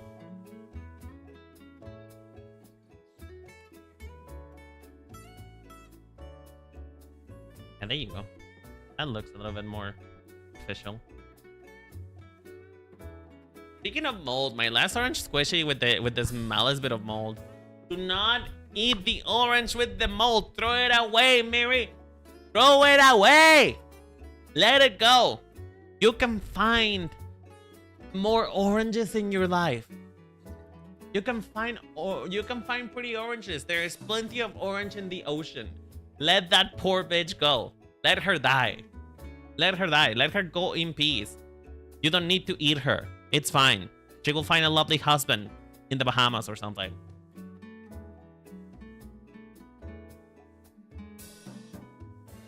How the fuck does this work? Okay. It goes here. And then it goes here. I don't know how that works. But yeah, just let the mold go. Let the mold go. I'm going to... You know what? I'm just gonna do a random knot. I'm not gonna worry about it too much. Nobody's ever gonna see this anyway.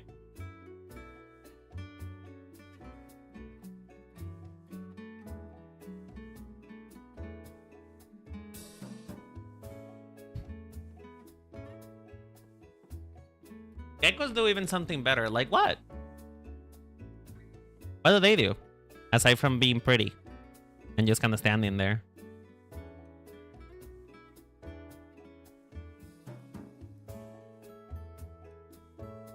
Okay, you know what? This is the one that I'm actually gonna do with the normal brush. They eat roaches.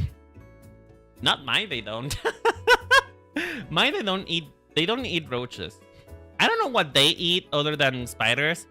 But at least as far as I know, I never seen them eat a roach, you know?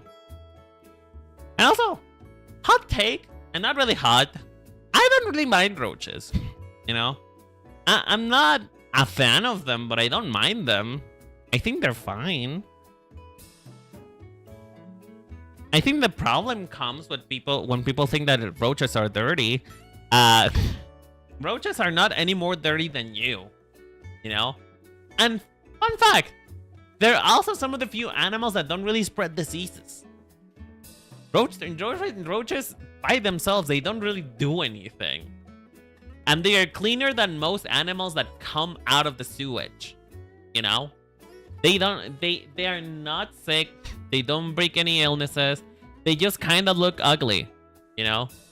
And I don't know about you, but I'm not gonna judge a living creature just by how appealing they are. Because that's how I got bullied in how I got bullied in middle school. And I would rather not repeat the cycle. I would rather break the cycle of bullying. But yeah, as far as I know, roaches don't really do much of anything. They're just out here wanting to eat your food.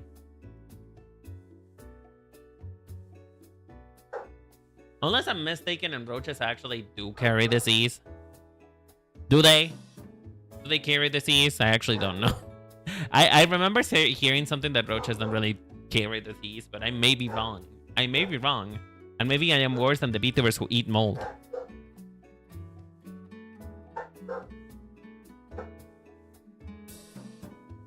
Why is she barking again? Why is she doing this to me? Can you not wait until I finish streaming for you to get angry at the people outside? Pretty sure they do. Okay, wait. We're gonna Google this. Do roaches spread disease? Oh, never mind. I guess they do.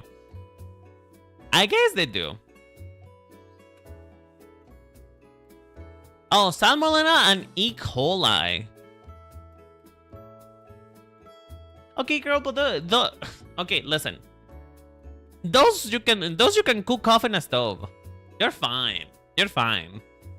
You can cook those stuff in a stove. It's not a problem. You know? It's not a problem. It's just like we were talking about. I know that if you keep roaches in your house, you'll eventually become allergic to them. And once you're allergic to them, you can pre-ground coffee ground. What? What do you mean? Wait, hold on. If you're allergic to roaches, you cannot pre-ground coffee grounds? Why? How does that work? I'm so confused. Can you explain, Sarek, in a little bit more detail as for why eating roaches? Can you explain? Can you explain to my tiny peanut brain, because I am confused.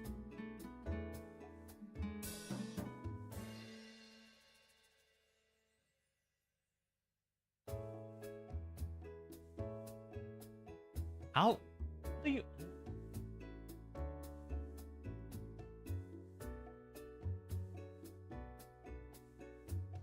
Like, isn't that natural selection at that point?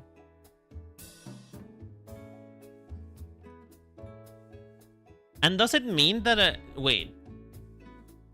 Usually allergens come from your immune system recognizing a protein, like an alien protein that is not really supposed to be in your body. You know? That's what I know about allergens, right? Does that mean that roaches and coffee beans have the same type of protein? Oh! Pre-ground coffee has high enough amounts of, well, brown roach. Wait, coffee contains roaches?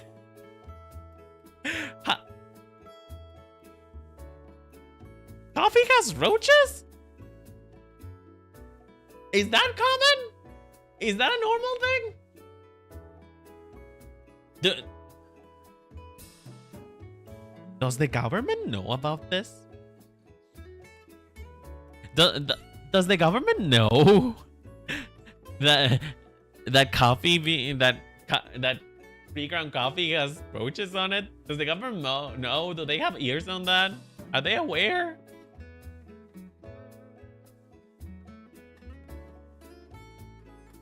What do you mean not quite? They don't add them, they just find a way in somehow. Are roaches just killing themselves? Is that it? Are they tired of being seen as the dirtiest animals in the world and they just kill themselves in a grounding machine? Is that what you're telling me right now, Sarek? Is that what happens to the roaches? They just get tired of being mislabeled as the nastiest animal on the planet and they just kill themselves? Because that's what it sounds like to me.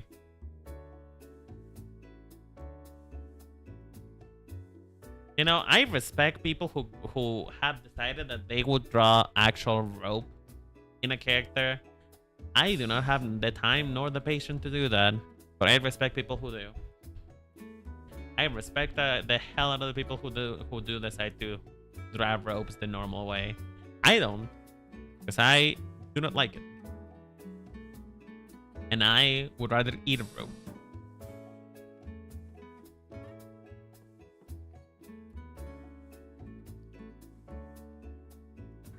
The roaches at least have some amount of nutritional value, though. Like, it must add a bit of protein, though. Like, it must be good for you if they don't make sure that pre-ground coffee doesn't have roach in it. Like, maybe it adds a little bit of protein, a little bit of a little bit of iron for you, you know? Maybe that's what they do. Maybe that's why they haven't bothered to make sure that roaches don't make it their way in to pre-coffee grounds, you know? Thank you for making sure that I would never have a cup of coffee ever again, though. Thank you for letting me know, because I didn't eat coffee already. I didn't have coffee already anyway, so I'm fine with not consuming coffee ever again. Because listen, I stand on the defense of roaches that they're not as dirty as people think they are. But in case I do become allergic to roaches, I'd rather not be addicted to coffee anyway. The FDA has set an acceptable level of bug parts in your ground beans.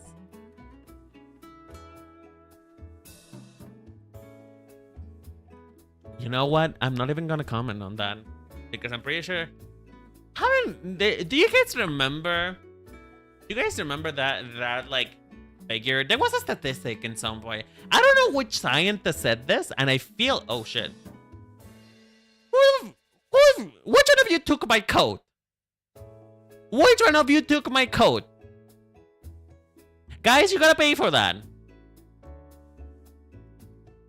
You gotta pay for that. That is too rude of you. You can't just undress me like you want, like I'm one of your French whores. You gotta pay for that. Give it back. Well, anyway, what was I talking about? I forgot what I was talking about. My brain is kind of fried already. Well, that's looking a little bit because I gotta finish Suzaku today so I can actually I can actually like post it. You just gotta have to buy the beans and themselves and grind them. That sounds like a chore. That sounds like a chore to me. And probably something that sounds expensive. That also sounds a little bit expensive. You know what? I want to get into a hobby. I want to have a hobby. Like, my hobbies are no longer hobbies anymore because I used to draw for a living, and now I'm streaming for a living, quote unquote. Quote unquote, because it's not like I get money out of this, but I am trying to make money out of it, okay? So like, I need to get a hobby. And I don't think that house watching counts as a hobby. Because I feel like a serial killer every single time that I'm outside somebody else's home. You know? Like, I know this is serial killer behavior. You know? I know that this is serial killer behavior. But one of my favorite things to do when I go outside, when I get out of my home and I just have to walk around for an hour, my favorite thing to do is just look at houses and imagine the life that people have in them. Like, I make fan fictions on my head. I make fan fiction on my head of the type of person that lives inside that house. You know? Or also, recently, I've also started doing fan fiction of if I were to break into this home, how would I do it?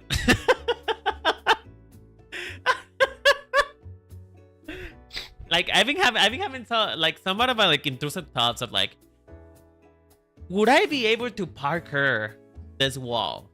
Would I be able to levitate long enough for me to be able to get into this house?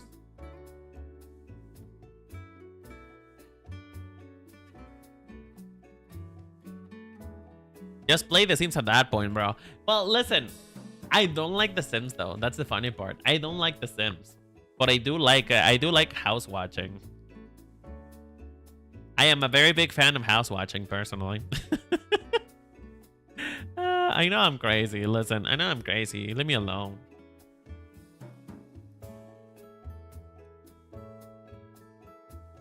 Another thing I used to do when I used to walk around for fun, because, you know, I have to distract myself. I have to provide my own entertainment while I'm outside, because otherwise I'm gonna go kind of crazy. Because walking, I don't really recommend it. I don't like walking.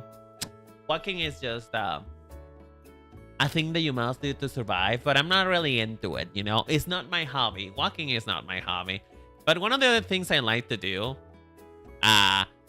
when it comes to going outside is actually observing people.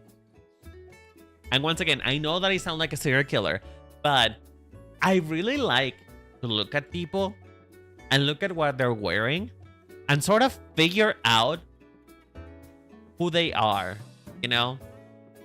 Because usually, like 7 out of 10 times, a person is wearing something for a reason or another, right? And so you can actually tell a little bit how people are just by what they're wearing, you know? There was this grandma. There was this grandma who I don't know her name. I don't even know if she's still alive, but I used to see her around so often. And she used to wear the most outlandish yet cunty things that I ever seen. Like, one time I saw her wearing black leather pants with yellow polka dot fluffy shirt. And I just thought it was so cool. I thought I wanted to be like that grandma. Just to be as fashionable as her. And it's not that I like that outfit very much. It's just... it's the confidence of the person wearing it, you know? And that tells me that she has a lot of confidence in herself. And that inspires me. You know what I mean? Does BL count as a hobby? I mean, I guess it does. Doesn't? I mean, I guess it's reading. I guess reading counts as a hobby. I mean... Wait, hold on. Pause. If BL counts as reading, does that mean that I can say that I read books? Can I say that I read if BL counts as reading? Because, you know, I wasn't counting it personally because it's not really the literature you could be reading to like enrich yourself and become a smarter person. But it is technically reading. Like, you know, I am reading about how two men are just blowing each other's back. So like, it does count? I mean, does manga count as literature? Not really. At least I knew that comic books don't count as literature. And therefore, by proxy, manga shouldn't count as literature. At least, not the usual manga that I tend to read, which is about sweaty men kissing each other. So I'm not sure. There's your answer. Fuck. So I don't read. So your whole point with telling me that is just taking away from me the fact that I read. That was what you wanted to do. That's fine. It's okay. I know I don't read as much as I used to. You know, there is pleasure reading and study reading. Anything not meant for learning is pleasure reading. Oh. Okay, but... question. Now here's another question for you. If I read BL with the intent to learn how to find a husband, does that count as learning, as study reading? Because in technicality, I'm trying to learn how to get a man. Like, does that count? Like, how much can we stretch? How much can we stretch this hairband before it breaks? How much can we stretch the definition before it doesn't actually work anymore? That is my goal. I want to know, and I need to know. We need to know for science.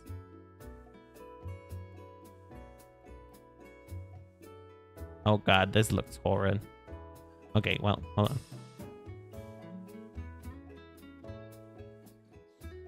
Okay, so what we're gonna do is we're not gonna pay attention to that claw. What we're gonna do is we're not gonna talk about that claw. Okay? We're not gonna talk about this feed. Alright? If you all talk about that feed, you're homophobic. And also, why are you talking about feed? That's gross.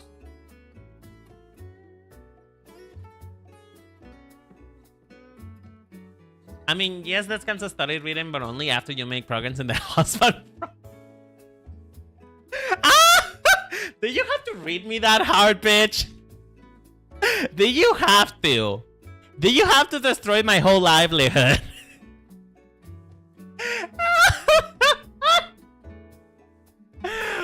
Whore, fuck you.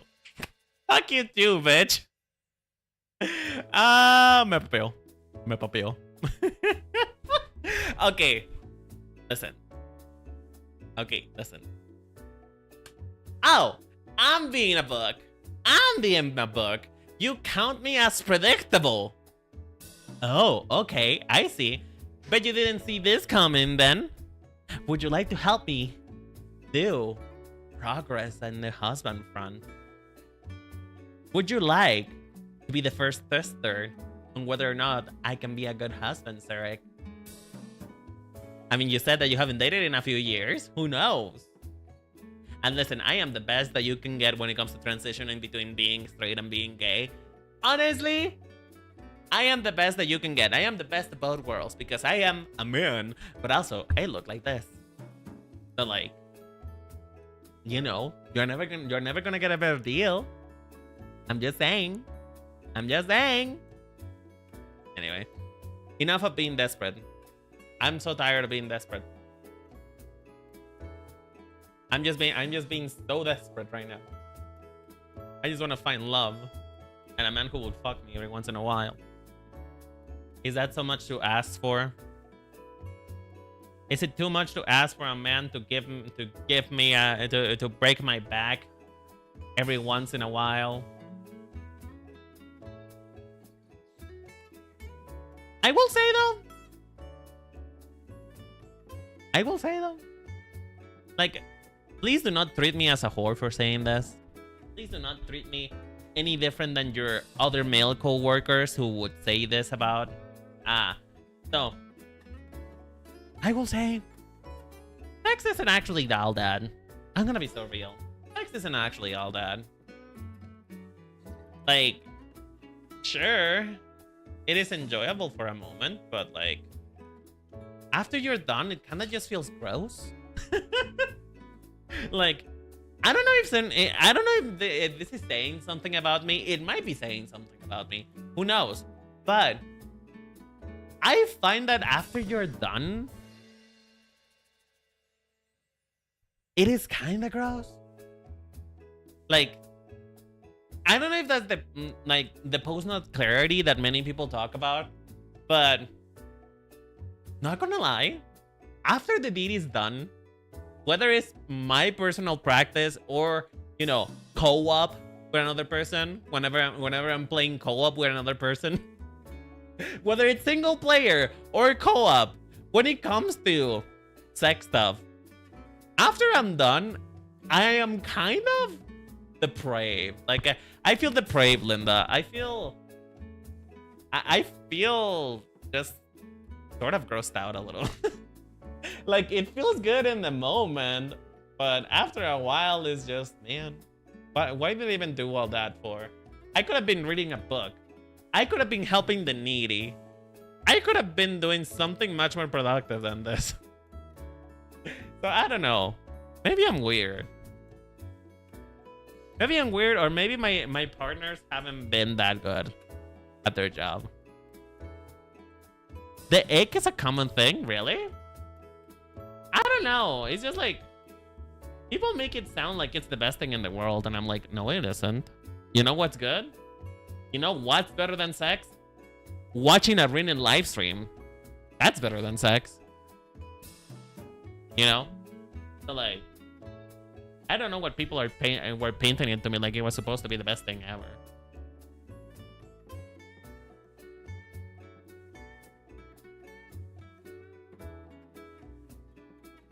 Like, maybe that's just the type of stuff that people do that who don't have a personality.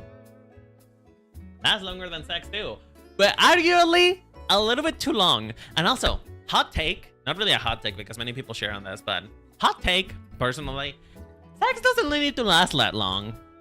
I'm gonna be so real. If you're going for hours, you have a problem. You have a really personal problem. Because,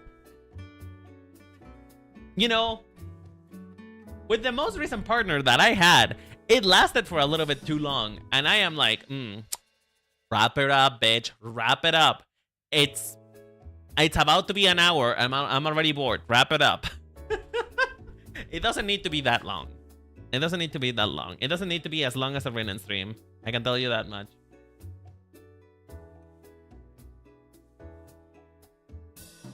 See, this is why I could never be in a company. I just talk about this shit. You know, maybe that's there is a reason why Holostars decided to close its doors. Maybe that's a reason why I couldn't audition anymore to Holostars, and that's because I just speak about this kind of shit. Maybe as soon as they heard that Rinen was auditioning for Holostars, they were like, nope, cut it, let it go. We need to shut this place down now. I wish I was a normal person. I wish I was normal. But I'm just not. I have problems, and I think you guys like it when I have problems.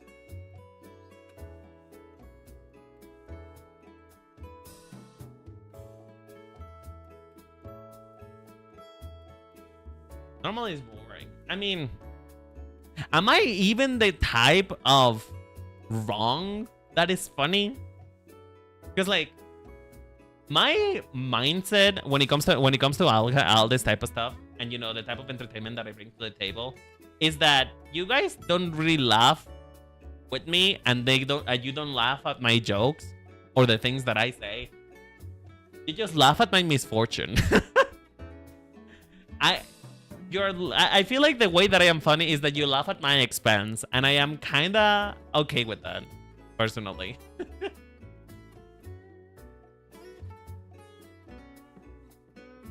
If you got people watching, that means they're entertaining. I mean, fair enough. Fair enough. I cannot discuss with that one. That is something that I cannot fight. Wait, hold on.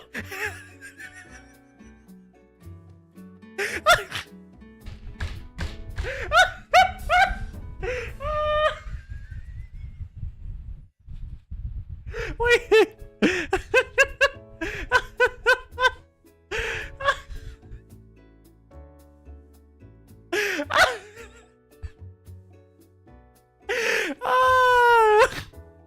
Listen, he's got things to look out for, you know. He's got things to look out for.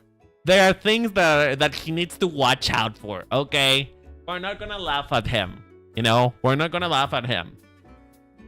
He has his mind in the future, because in the future you gotta look where you're going to see where you're going. And you know, he's got his eyes on the past too, because you gotta know where you come from to know where you're gonna go.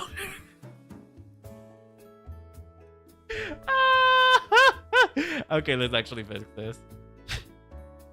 Let's actually fix this shit. You know what the worst part is, though? Chad, you know what the worst part is, though? This is actually the exact shape of my glasses. You guys know that do you guys remember that I told you that I got new glasses? Right? This shape is actually the exact shape of my glasses. Do I look like a secretary or not? Like, don't I look like a personal assistant with those glasses? I'm like, hello, Mr. President. You have a call. Like something. I don't know what personal assistants do. But you know what I mean? Do you know what I mean? Honestly, though, I think I would have been a really cunty assistant, personally. And that's just me. I think I would have been a really cunty assistant.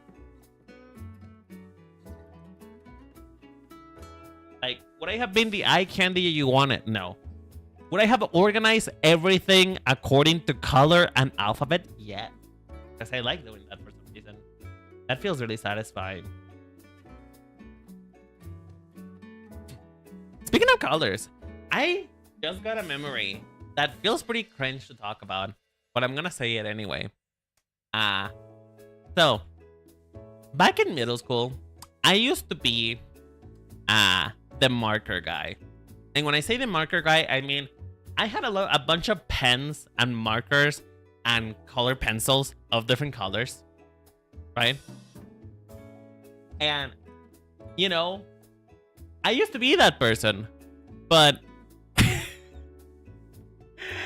I didn't buy my own because I always used to. I used to steal them from the real person who was the girl from the girl who had the markers, because you know she would lend them to me, and I wouldn't return them because I thought they were so pretty.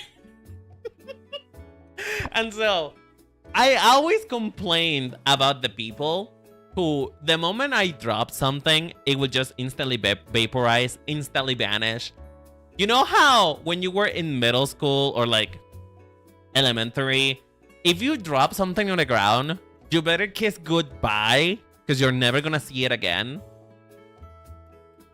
Like, the moment that a pencil touched the ground, it entered the back rooms, it vanished into the nether realm. You would never see it again until you saw that bitch Barbara with your pencil a couple days later. And when you ask her about it, she would tell you that she just bought the same one because she liked it. I used to be Barbara. I used to be Barbara. And I am talking from experience on both sides. Because, you know, when I used to drop something, the goblins would eat it. And whenever somebody used to drop something, I would eat it up too. I'm starting to realize that maybe I'm not as likable of a person as I thought I was. Maybe I deserve to be bullied.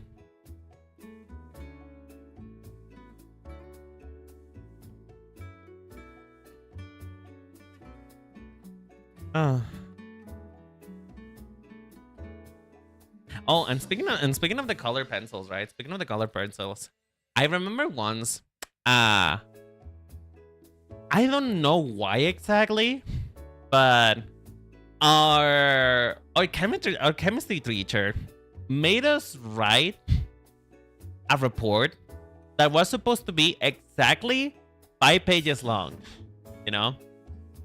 And she was the type of person, she was that kind of teacher that if you ever made a grammar mistake on a paper that you were supposed to give her, she would instantly give you a 0. No matter how good your paper was, no matter how good the point is that you were trying to make, she would give you a 0 if she, for some reason, found a grammatical error on it. So, a thing that I used to do that was really stupid, and it would have been much faster for me to just check for grammatical errors. But what I used to do is I used to write every line of the homework of that report that I was supposed to make. I used to write every line with a different color. So my essays would end up looking like they are a straight up rainbow. So one line is pink, one line is purple, one line is blue. And so I would go to the colors of the rainbow, like that. And you know, that took twice the amount of time that it would take if I had just done it normally. But because I did it that way, it was kind of just an eyesore for most people to read. And so she wouldn't read it. And I know she wouldn't read it. You know why? It's because once I was really late and I didn't know what else to write on the essay. You know? I didn't know what else to write on it. And so in the last half a page of the essay, I just wrote my name for like half of the page, right? You know, the last half page of the essay, I just wrote my name over and over again in different colors. And that's how I know she wouldn't read it, because I got an A with that paper. So like, That was my commitment. That was my personal hack. Whenever a teacher wanted me to do something and it needed to be perfect, I will just write it in a rainbow so that it would give them a headache and they wouldn't read it. And I was successful, and that was my favorite teacher. That was my favorite teacher. She was so cunty. She used to walk into the room with a Birkin bag. And also, oh, you know what? I remember what she told me too. She told us the life hack of the century, which is not really a life hack, and I didn't follow it because I ended up dropping, college. But she told us that the reason why she still lived with her parents is that they said that so long as she continues to study, she would still have a place in their house, a room in her house, a roof on top of her head. And you know what she did that she's so cunty? She had 4 masters at that point. She had 4 masters, and she was going for a 5th one because so long as she kept studying, she didn't have to pay rent. She didn't have to pay for food. She was taken care of. And I find that so inspirational. It's just like, yes, work the system, girl. Work the system. Scam your parents out of their livelihood, apparently.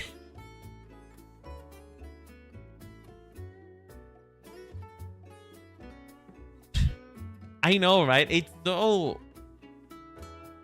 so inspirational. And I didn't follow that because, like I said, I dropped college, but still. It's just, I wish I was her. I wish I was that cunty. You know? I wish I had the balls and the gall and the audacity to make my parents still pay everything for me. Even though I was 37 years old. You know? She was 37 and still living with her parents, which is fine, actually. It's fine. It's actually quite common in Mexican households. It's very common for the people in the US to kick their children out as soon as they turn 18. It is more common in here for people to stay in their homes, for adults to stay in their childhood houses until they get married.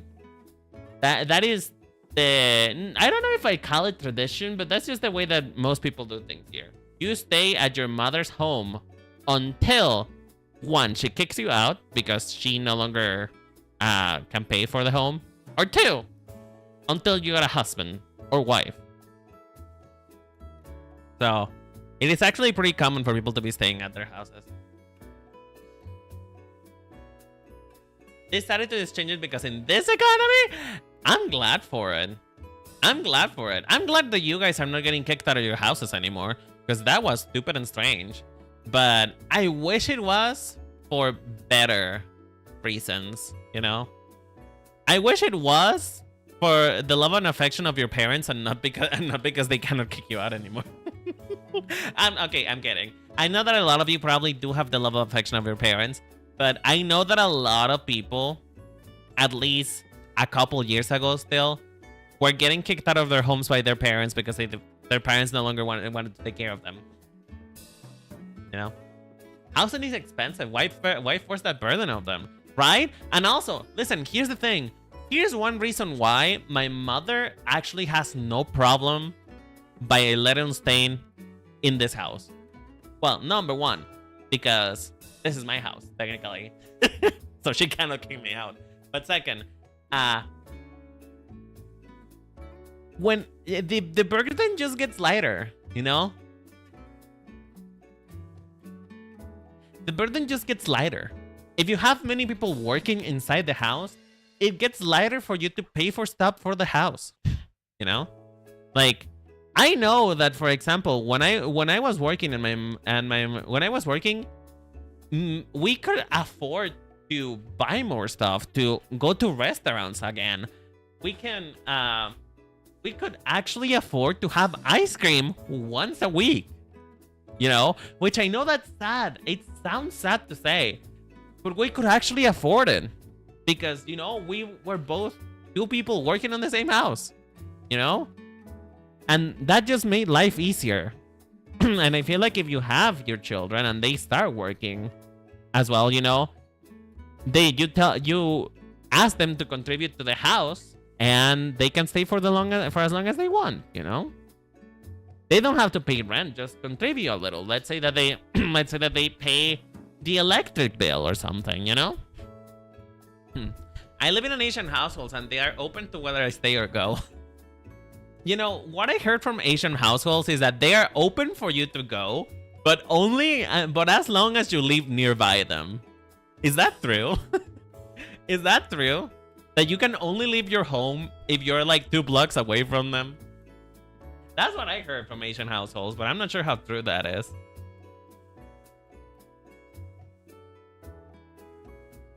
I mean, I will say that if I ever move outside of this house, I would like to live close to my mother.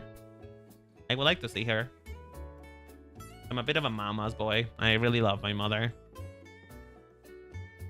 Despite the fact that she's a pain in the ass sometimes, I still love her. So I would rather stay nearby if I ever leave this house. But I won't, because why would I live? This is my house. I don't have to pay rent. Which I know is an incredibly, like, privileged take to have. But I just don't want to move out because, honestly, life is easier this way. Life is easier when you don't have to pay rent no more.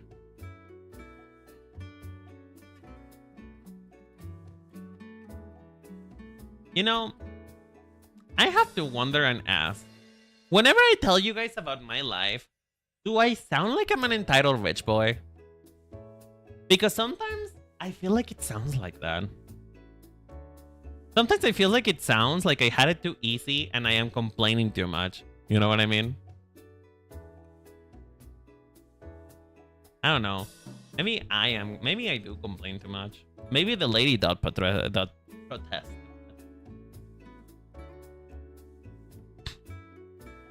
Okay, if it makes you feel better, we stop being semi-rich, and by semi-rich I mean that we stop having like a plentiful amount of money.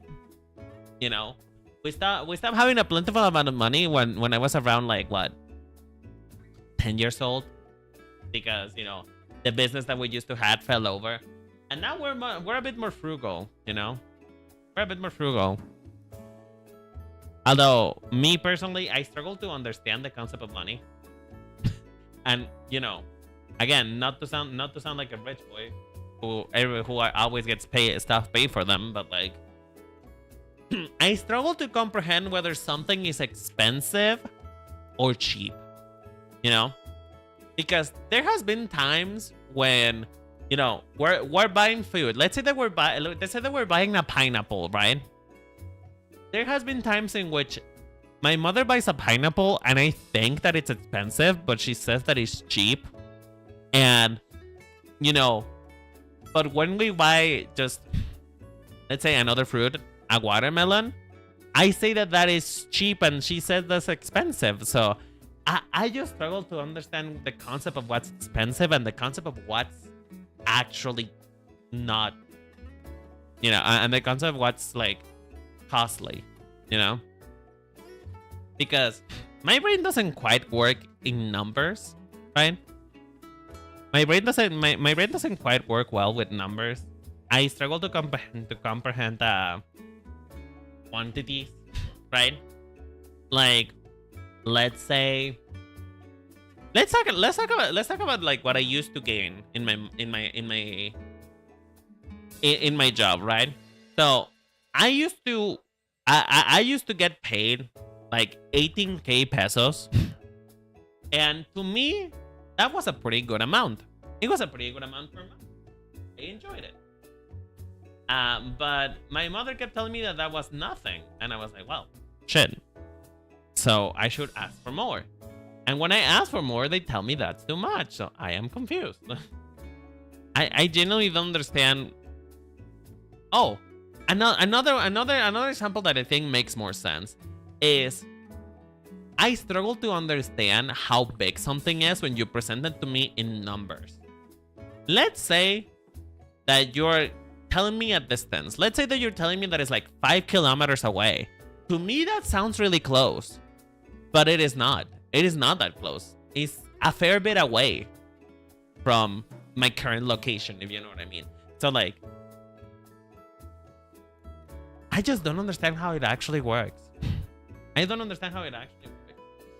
I cannot picture numbers in physicality. Is that normal or am I weird? I could.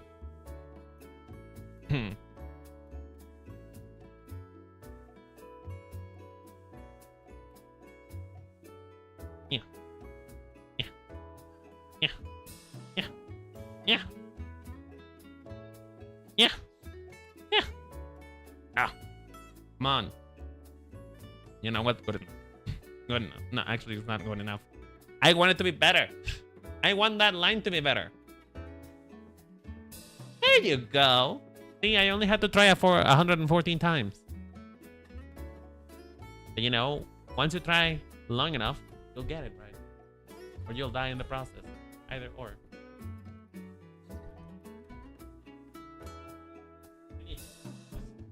Because I don't have enough space. Oh, we're almost done, guys. We're almost done. We're almost there. Almost there. We are almost there. I'm almost there. I'm pretty sure that song is copyrighted because it's Disney. It's Disney. And I probably shouldn't be singing it, but then again, I don't have monetization, so what do I care for? I'm losing my mind. I've been looking at this white boy for so long that I am losing my brain cells. You know, I wish I was around when he was around.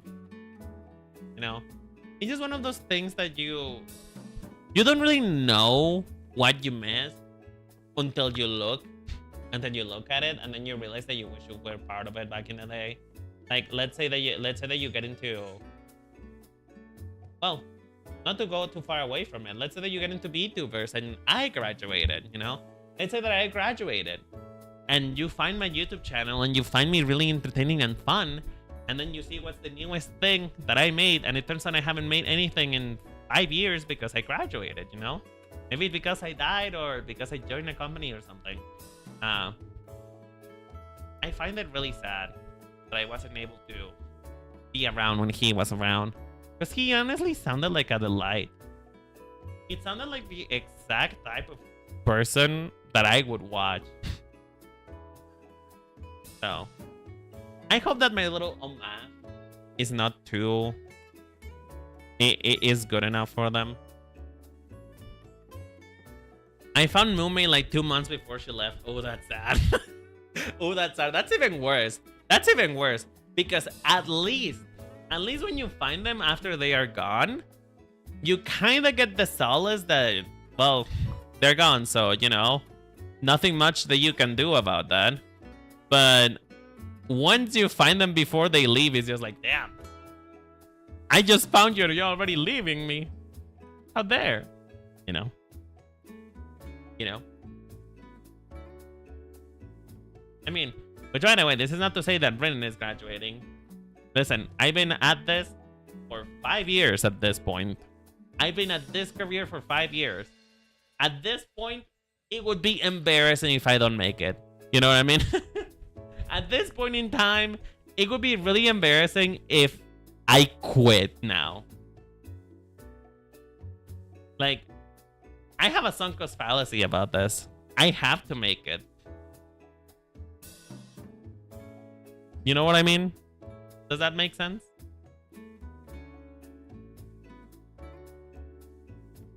But anyway, that's neither here nor there. I'm just talking about it because I look at him and I didn't get into Holostars until he already left. Like, when I got into Holostars was right after Haru had graduated. So not only did I miss one of the boys, I missed two of them. And then shortly after I joined the party, Kira graduated. So I just wish I could have been there for the good times with these boys and what it was like.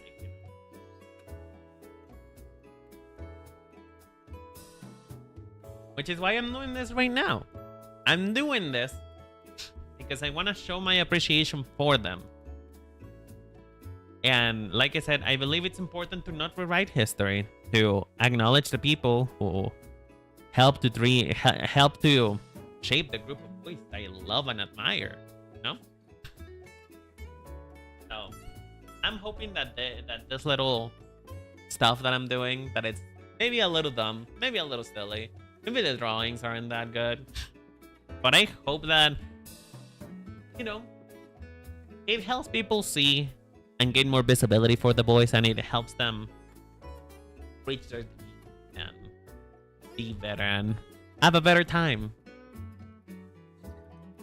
They deserve it. They do not deserve what's happened to them. And so I hope it helps. What the fuck did I just do?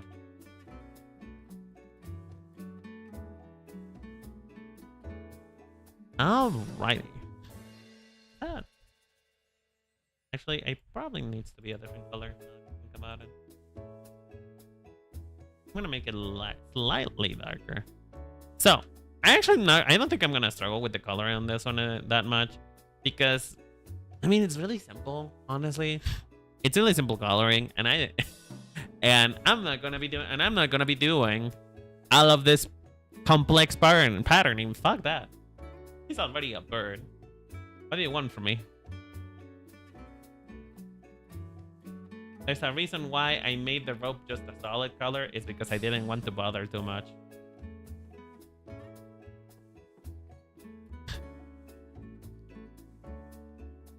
But yeah, what do you guys think so far? I feel like it suits him pretty well, don't you think? I feel like choosing Galarian Farfetch actually suits him pretty well.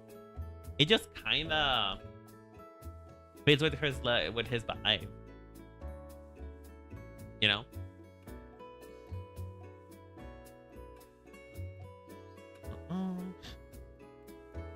Color. Put it here. Oh, that actually looks really cute. If anything, what I might have a trouble with is...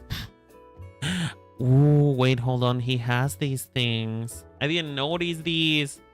I didn't know those little charms that he has. A lucky charm. He has lucky charms. Oh, shit. I want to include them.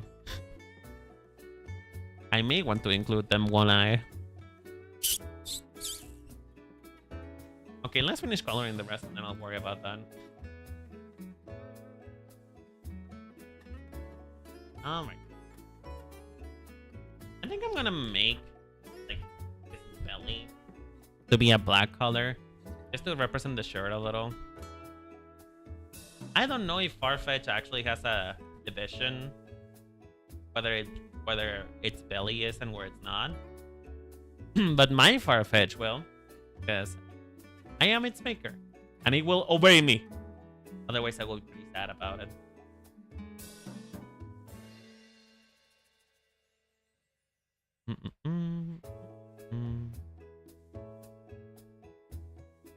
There you go. Maybe I would make that ever so slightly lighter. Ever so slightly. It's gonna... There. There. Now it is not the same opacity as the line art. And I can make the line art darker. Not black, but darker. There you go. Now you can actually see it properly. Hug! You know what I need? I do need to grab Surfetch, the color.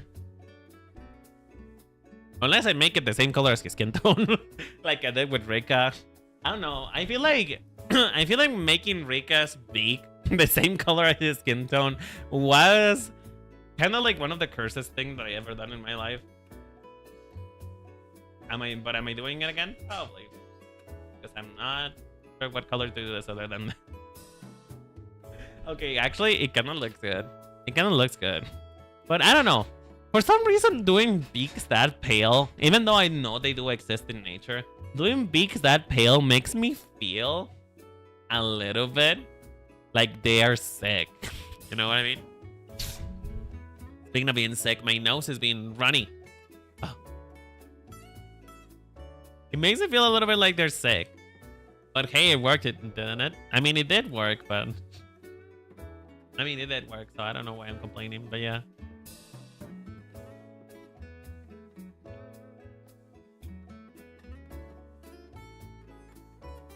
Let me grab the leak now.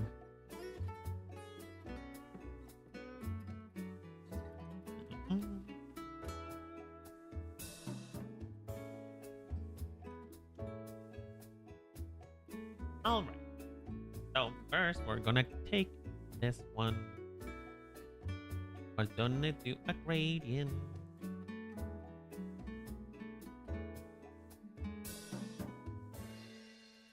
By the way, if you hear smacking, there's a repairman at my house. So I'm very sorry if it's very loud. Do let me know if it's too loud, so I can, you know, mute myself when he's smacking stuff.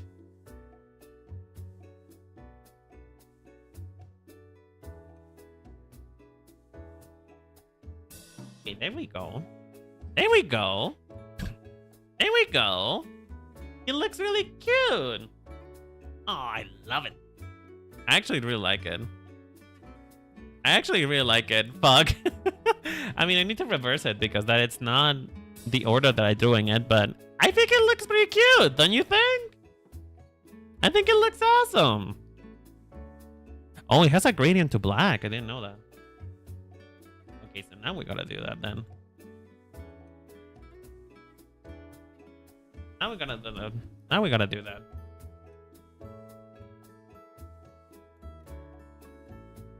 So, with this Holostar series that I've been doing, guys, Chad, have you checked out any of the boys? Has it worked? Has my cry and plea for help for these boys to get more popular? Has it worked on any of y'all? Have you guys gone watch them?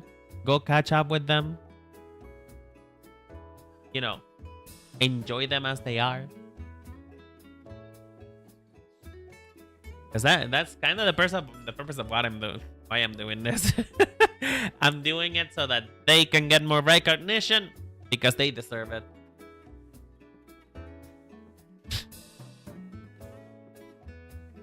All right, Suzaku. I need your eye color. Your eye color is so bright. It's almost like a lemon yellow color. Damn.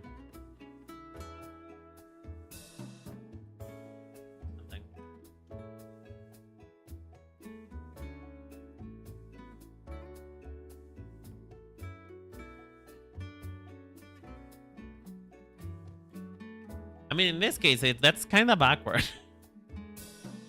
Shut up! Listen. I know he doesn't exist anymore, though. You don't have to point that out, though. You don't have to point that out, though. Listen. But I mean the other boys, though. The ones that are still alive and still with us. Have you gone check? Have you guys checked them out yet?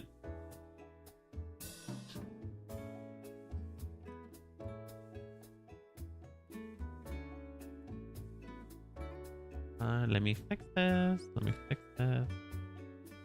To be honest, I have not checked them out and I have failed you. You have failed me indeed and I am very mad at you. Well, run thing. Very mad at you. Very mad at you. Because you need to check them out. They deserve it. Listen, I appreciate you giving me all the time in the world that you have for me. But also pay attention to them. Pay attention to them. They deserve it. They're a bunch of really cool people. They're a bunch of really cool people that I respect and admire.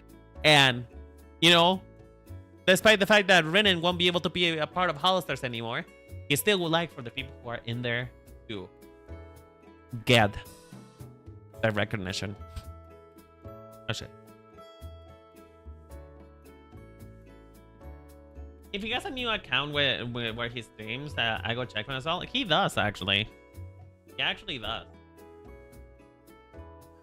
And quite frankly, he's a lot more successful outside of Holostars than he ever was on them. Which is kind of sad to say, but, you know. It happens sometimes. There you go.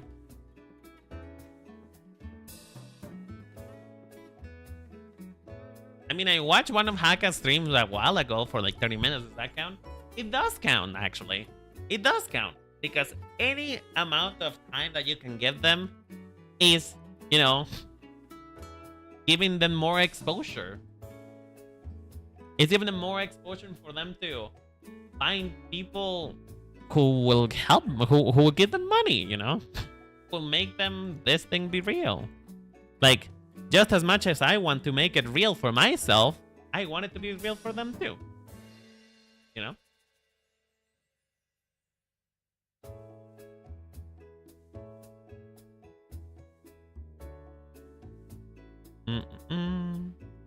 Okay, I said I wasn't gonna do the patterns, but I feel like it looks a little bit weird without them, so I'm just gonna do like a wing pattern.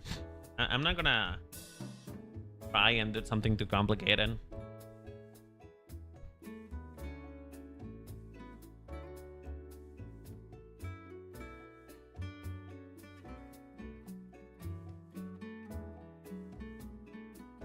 Now what I just realized, it should be on a different layer because I'll erase it if I don't put it on a different layer. Can you guys hear? Can you guys hear my sniffling too much?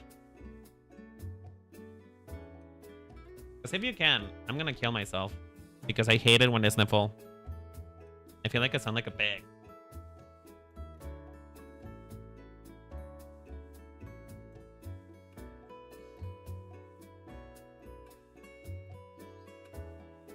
You know what? This is good enough. This is good enough. Good enough a pattern as it is. It looks kind of similar, and that's what it counts, okay? And that's what counts. Okay. Okay, I'm not actually doing all that. Never mind. Fuck that. Fuck that. I'm not doing all that. Hell no. Hell no.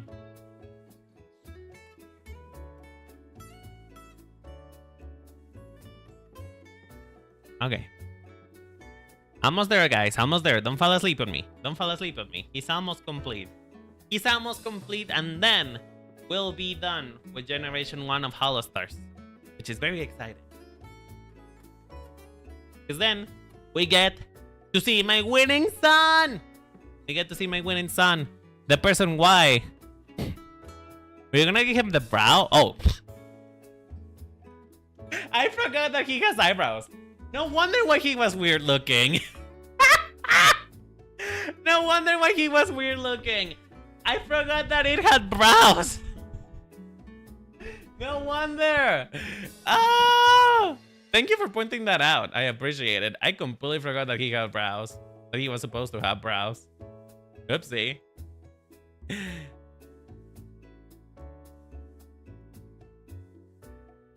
Does he need it though? I mean, he kind of just needs it because the Pokemon has it. You know? Yes, it looks good, but the Pokemon has it, so it kind of needs it. Oh. But we can do it like less stated. Because, you know, Suzaku barely has eyebrows. But he does have them, so. We can do it maybe a bit more, dude. A bit less eye-catching, if you will.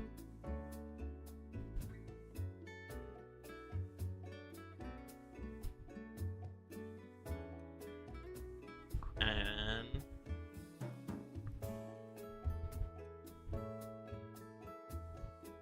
there.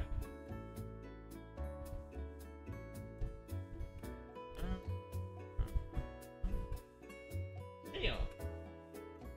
See? Now it actually looks better. He did need the eyebrows. The eyebrows were a must. It actually really did improve it. Oh, he doesn't look bald anymore. I was having a bit of a problem with it, but it looking a little bit bald. But it doesn't look bald anymore. He's not bald.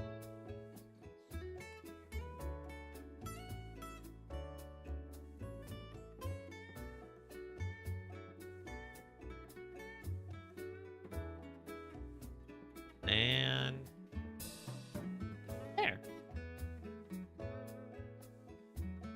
Not gonna lie, that actually massively improved them. That actually massively improved them. I'm happy I added them. Although, I think I like it better like that, with them being white. Drinan, you have water. Drinan, you have water. Drink water. Why are you? Ugh. Wait, Surek, I just realized that you gave me a kiss. I am so stupid. I was the one flirting with you and you gave me a kiss, and I am so stupid, Surek. I am so sorry. Here, I'll give you double for him. I give you double.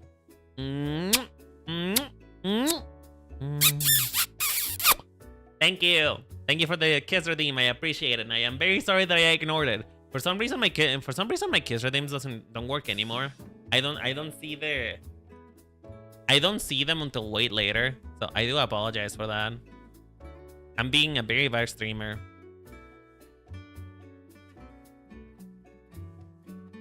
It's too late. I got the message. Listen! Don't play with me. Don't play with me. I will ask you out on an e-date on Minecraft. Don't play with me. Don't play with me. But anyway, I think Suzaku's done.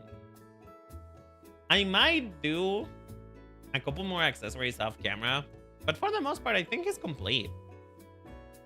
Like, I might, and just might, add his little cat, his little lucky cat onto the leak. But for the most part, he's complete. What do you guys think? Does he look good? Does he look weird?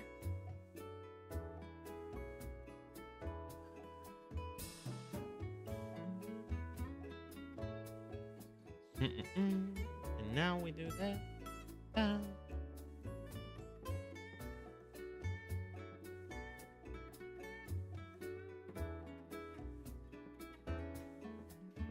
Looks badass. Thank you. See, you still like me. Where's Kirlia? Oh, there you are. There you go. Now, oh god, he looks so simple compared to. He looks so simple compared to Kira. Oh shit. Okay, now listen. Suzaku is significantly taller than Kira, so I'm gonna make Suzaku taller. I know that proportionally it doesn't make sense, but Suzaku is supposed to be way taller than Kira, so you know, I'm making him taller. I'm making him taller than he's actually supposed to be. Okay. There you go. And now we have the two retired boys from Generation 1 Holostars together. Yay! We're done with Season 1! Season 1. We're done with Gen 1! Generation 1 of Holostars! Hell yeah! So yeah, I'm very excited. I'm very happy. I'm very happy with this. I'm not lie. Let's save my progress because I didn't save a single time during that whole stream. But anyway, folks, with that, I think we're gonna end it here for today. I know it's a little shorter than normal, but I only wanted to do one for today. So I'm happy. I'm happy. So yeah, let me see. Who can we raid? Who can we raid? Who can we raid? Is Gargle around? Oh, Gargle is not around. Sochi's around though. Wait, hold on. We need to raid Xochipilli. I haven't talked to Sochi in such a long time. We make good progress and that's what matters. Yes, indeed. I I'm glad that you don't hold any grudges about, you know, me not kissing you the moment that you send a kiss about it. I'm glad you're not holding any grudges against that. I'm very glad. Anyway, folks, we're gonna go say hi to Sochi. If you have ever wondered how disarmingly charming a Mexican can be, and you don't really think that you get that from me because I'm not that charming as him, go follow Xochipilli. Because Xochipilli is such a charming, lovely guy. He sings pretty, he is pretty, he has a lovely voice. So check him out. He's genuinely really nice. But yeah, hope you guys have a lovely day, lovely night. Thank you so much for hanging out with me. I really do appreciate it. And remember, the Cherry Bomb Blossom Boutique always appreciates you. I'll see you guys on Sunday. Happy Mother's Day. Say hello to your moms or me. Say hello to your mothers and enjoy your times with your mothers. You know, I may not be a mother's guy, but hey, if your mother has a father, what the fuck am I saying? Well, whatever. Anyway, enjoy your times with your mothers. I'll see you on Sunday. Bye-bye.